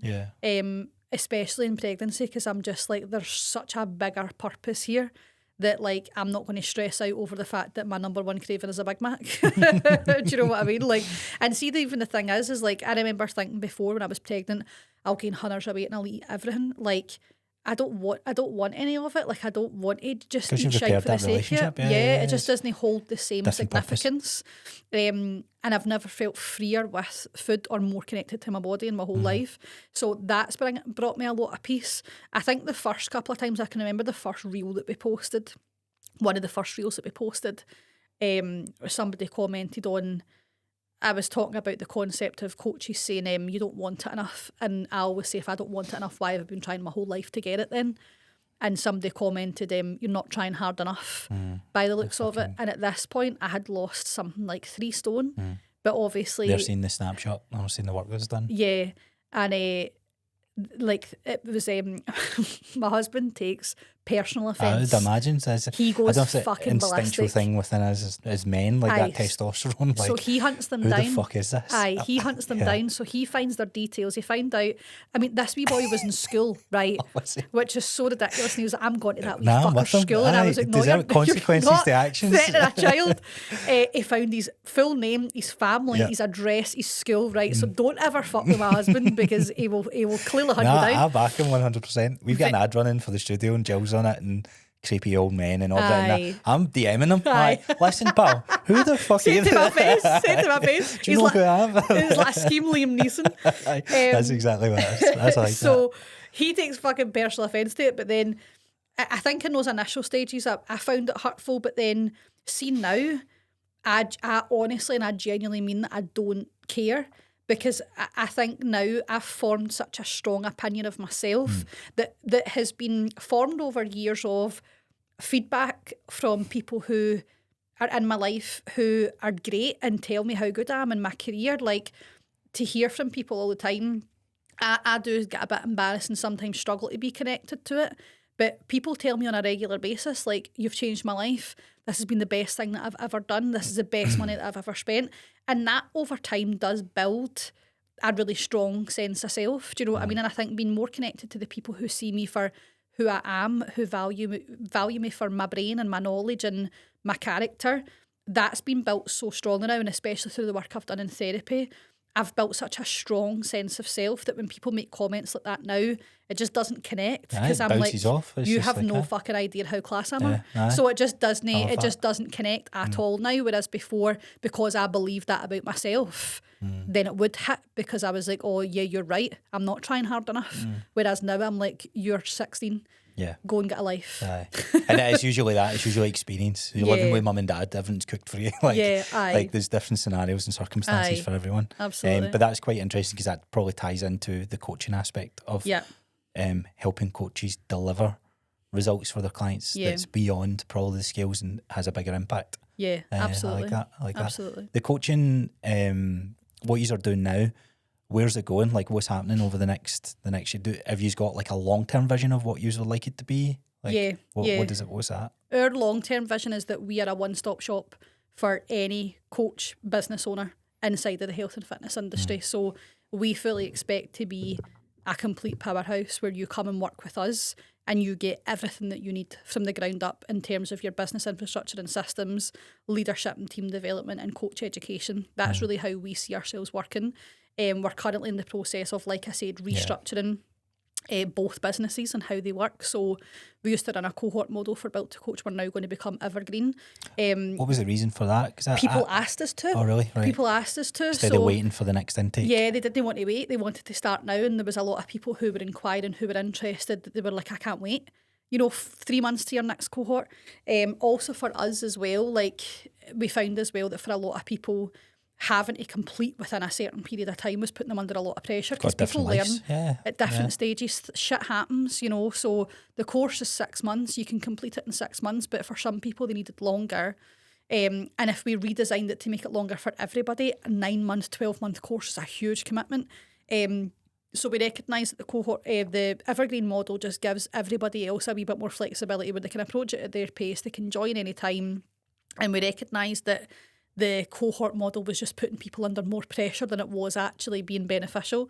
So we're also restructuring a lot of the course content just to make it faster, more efficient, but without losing the quality. The quality is always at the forefront of everything that we do. So we're restructuring that to then feed better into the business model and the kind of the business side of things. And then that will then allow us and free us up more to be able to have more of the kind of one-to-one intensive type work with people. So Mark does a lot of the business strategy work, and then I do mindset coaching. So it's basically about how do we sort you out as a human being so that it's easier for you to do all the business stuff that you need to do. Eventually, in the longer term, we have a plan to launch another business, because obviously three between us isn't enough. So we have a plan to launch another business, which is going to focus on leadership and team development. So that's going to be for founders who have teams of staff. And I'm going to dust off my old organisational development and leadership coaching skills. I've got a couple of founders. See, there was always a purpose. Exactly. I've got a couple of founders just now who I coach leadership development, leadership coaching and team development with, and it's going really, really well. So that's the plan in the longer term, that we will work with founders around how to actually build healthy, high-performing teams so that you don't feel shackled as a leader to, I can't delegate in because I don't trust them, or I don't have time to build the capacity in the team when I'm doing off all these things. I can't hand this off. We will basically take over around coaching you to become your best asset as an authentic leader, really be able to step into that founder role. Nobody, and I do mean to blow my own trumpet, nobody in the industry is qualified to do this. This is literally my background. I'm qualified to do this. Life was meant for this point. A lot of people in the industry will teach you about leadership and team development from their own experience. Nobody has the theoretical foundations to be able to support it. So I have a million tools, frameworks, systems that are such simple fixes and how teams work together that makes them much more efficient, drastically improves the way that your business operates and functions, so that you're not taking a step away, you're still there and you're leading it, but with people trust. Are empowered to work better together, more efficiently, And it's not this. I feel like for a lot of people, having a team is almost like an albatross where they recognise I need to have a team to grow, but I don't know how to support the team to function and develop. So that's where we see that going in the longer term. And then I think by the time we've got 4 businesses between the two of us, that'll be enough. Yeah. Well, we might have to come circle back round to this in a year or 2 times. You never know. By the way, we got a 5th business running. I actually think it'd be worth every coach experiencing the corporate world from a leadership point of view to understand that point of how to effectively run teams of people and get them to, and like you said, empower them. That was such a vital thing. I'm so grateful for that skill, like in that corporate world. I know I often no slag it, but like there was a lot of differences in that. You think it was the be all and end all, and then when you come out, you're like, wow, like you said, you sit down at that desk on your first day, you're like, what is life? Yeah, but you'll know yourself the way that you've approached your business has been informed by the professional standards that are taught to you in a corporate career. That's what's missing there. Yeah. If you had to take one thing from all of the things that you do in the Built for Coaching that would make the biggest impact in Coaches Day, what do you think it comes down to? I know you do that Module 0. I'm assuming that's got something maybe to do with that? Yeah, so Module 0's a free asset. We've actually got I make lead magnets for fun, right? Without the intention of getting the email Mark address. always says to me, lead magnets, I dish them out without the thing that captures data. And Mark's like, you need to not do that because the whole point in it is you're meant to get folks' email. I just send folk documents. It's just goodwill. I'm like, take this because it'll help and it'll fix, right? And he's like, that's not how this works. So that's why he runs the kind of front end of the business and I do the back end. Makes sense. So we have tons and tons of free resources. We've got a link tree in our bio. So on Instagram, we're just at Built to Coach. Yeah, I'll leave the link in the show notes and that. Thank you. Module 0 is probably our most comprehensive one. That's focused around how you re-engage a ghosting client. I can't remember, it's been so long since we did it. How to re-engage a ghosting client, how to reduce your churn. I can't remember what the other one is. There's 3 main areas that we focus on, but that's the most comprehensive one. It's a few short videos and then resources that you can go and put straight into place. So do you feel that's like one of the biggest challenges you're seeing with the coaches that have came through, all the coaches that you've worked with over the years then as well? Yeah. So we based that around the 3 most common problems that people come to us with. Lack of adherence, that was the other one. Improving your retention, improving client adherence, and how to re-engage a ghosting client. They're probably the most common things that come to us. The missing skill that the vast majority of coaches have is they don't know how to listen. See, if you could just shut the fuck up, you will transform your client conversations because we're not taught how to listen and we're not taught how to listen well. And when people talk about listening, they go, oh, I'm an active listener. An active listener is just you nodding and smiling to show the person that you're listening. You're not hearing a word that they say. Completely different. 100%. So the container in which coaching happens, the dynamic in which coaching happens is more important than the conversation itself. Yeah. So learning how to hold a really, really strong space for silence and to genuinely, truly listen to what is this person actually saying to me will transform the whole way that you approach coaching. 100%. I 100% agree with that. I joined BT as an apprentice, and I'll never forget one of the most impactful things we were learning was about different skills of listening and active listening and all that sort of stuff. It was I can't remember the corporate company. I think it's called Blue Sky, about leadership. I don't know if you've crossed them at all. Oh, it rings a bell. Blue Sky, I don't know, they've rebranded to something else, but we're talking 10 years ago. And as apprentices are like, can you run a training day? And I was like, yeah. I was like, let's get everybody, like, we'll leave the room and just be silent for 30 seconds. And it was so awkward. Especially standing in front of someone at the age of like 19. They've been in the business for 35, 40 years. And I'm like, that's only 3 seconds, 4 seconds. But yeah, that space of silence, like, because weird things happen. It forces people to think. Yeah, like, they get awkward. I always say when I'm training coaches, I'm like, the first person to speak loses. So if you can hold silence, even when it's awkward, you're both trying to think of what to say. What you're thinking to say is irrelevant. Force a client to think about what they want to say. It forces them to then think about things that previously they would have dismissed. And one of the best, I remember a client saying to me that was the best coaching conversation I've ever had. I spoke twice, asked one question and offered one insight in an hour. And she was like, that was incredible. Yep. And it reminds you actually just how powerful a skill that actually is. I know. Well, that's great. Like, I could probably sit and talk to you for another 40, hours, I could probably say. I think it's just over the 2.5 hour mark. This is becoming a norm for these guest podcasts, but I think rightly so. And you've got an incredible story. And there's probably more stuff we could dive into. So definitely maybe get you back on in a couple of months. probably post-pregnancy will let you kind of thrive in that element. bring them in. But yeah, an absolute pleasure. Shout everything out of how people can find to work with you guys and where to follow you and all that sort of stuff in the show notes. What's happening next that you might want? Is there anything coming up where you might want to make people aware of, or is it just with the Evergreen stuff? Is that already launched, or is it something that's coming up? So we launch officially on the 19th of May. Okay, cool. So we're onboarding people now. I don't know how many spaces we've got because Mark deals with that. So I would be lying. I'm not going to say to you there's only 5 spaces because you'll know I'm talking shite because I genuinely don't know. So the 19th of May is when we kick off with the Rebrand of Both programmes. So if you want to join, then I'm sure there's a lot of value that these guys get. I know we've had Daly on the podcast, and I know Callum, and I know they speak very highly of you guys as well, so that's awesome. So one last thing to wrap up on then, what's the biggest bugbear in the fitness industry that you've got? Biggest gripe? Oh my God, I've got red so flag. many. Can you condense it? So many. Maybe just quick fire them, boom, boom, boom, then. People who are more concerned with making something look good to sell it than actually making the fucking thing good and then wondering why they hate their business. Right. Blows my mind. If you love the thing, you believe in the thing and it generates great results, it fucking sells itself. It's not about the font. I'm sick of, I just need more leads, I just need to make more sales.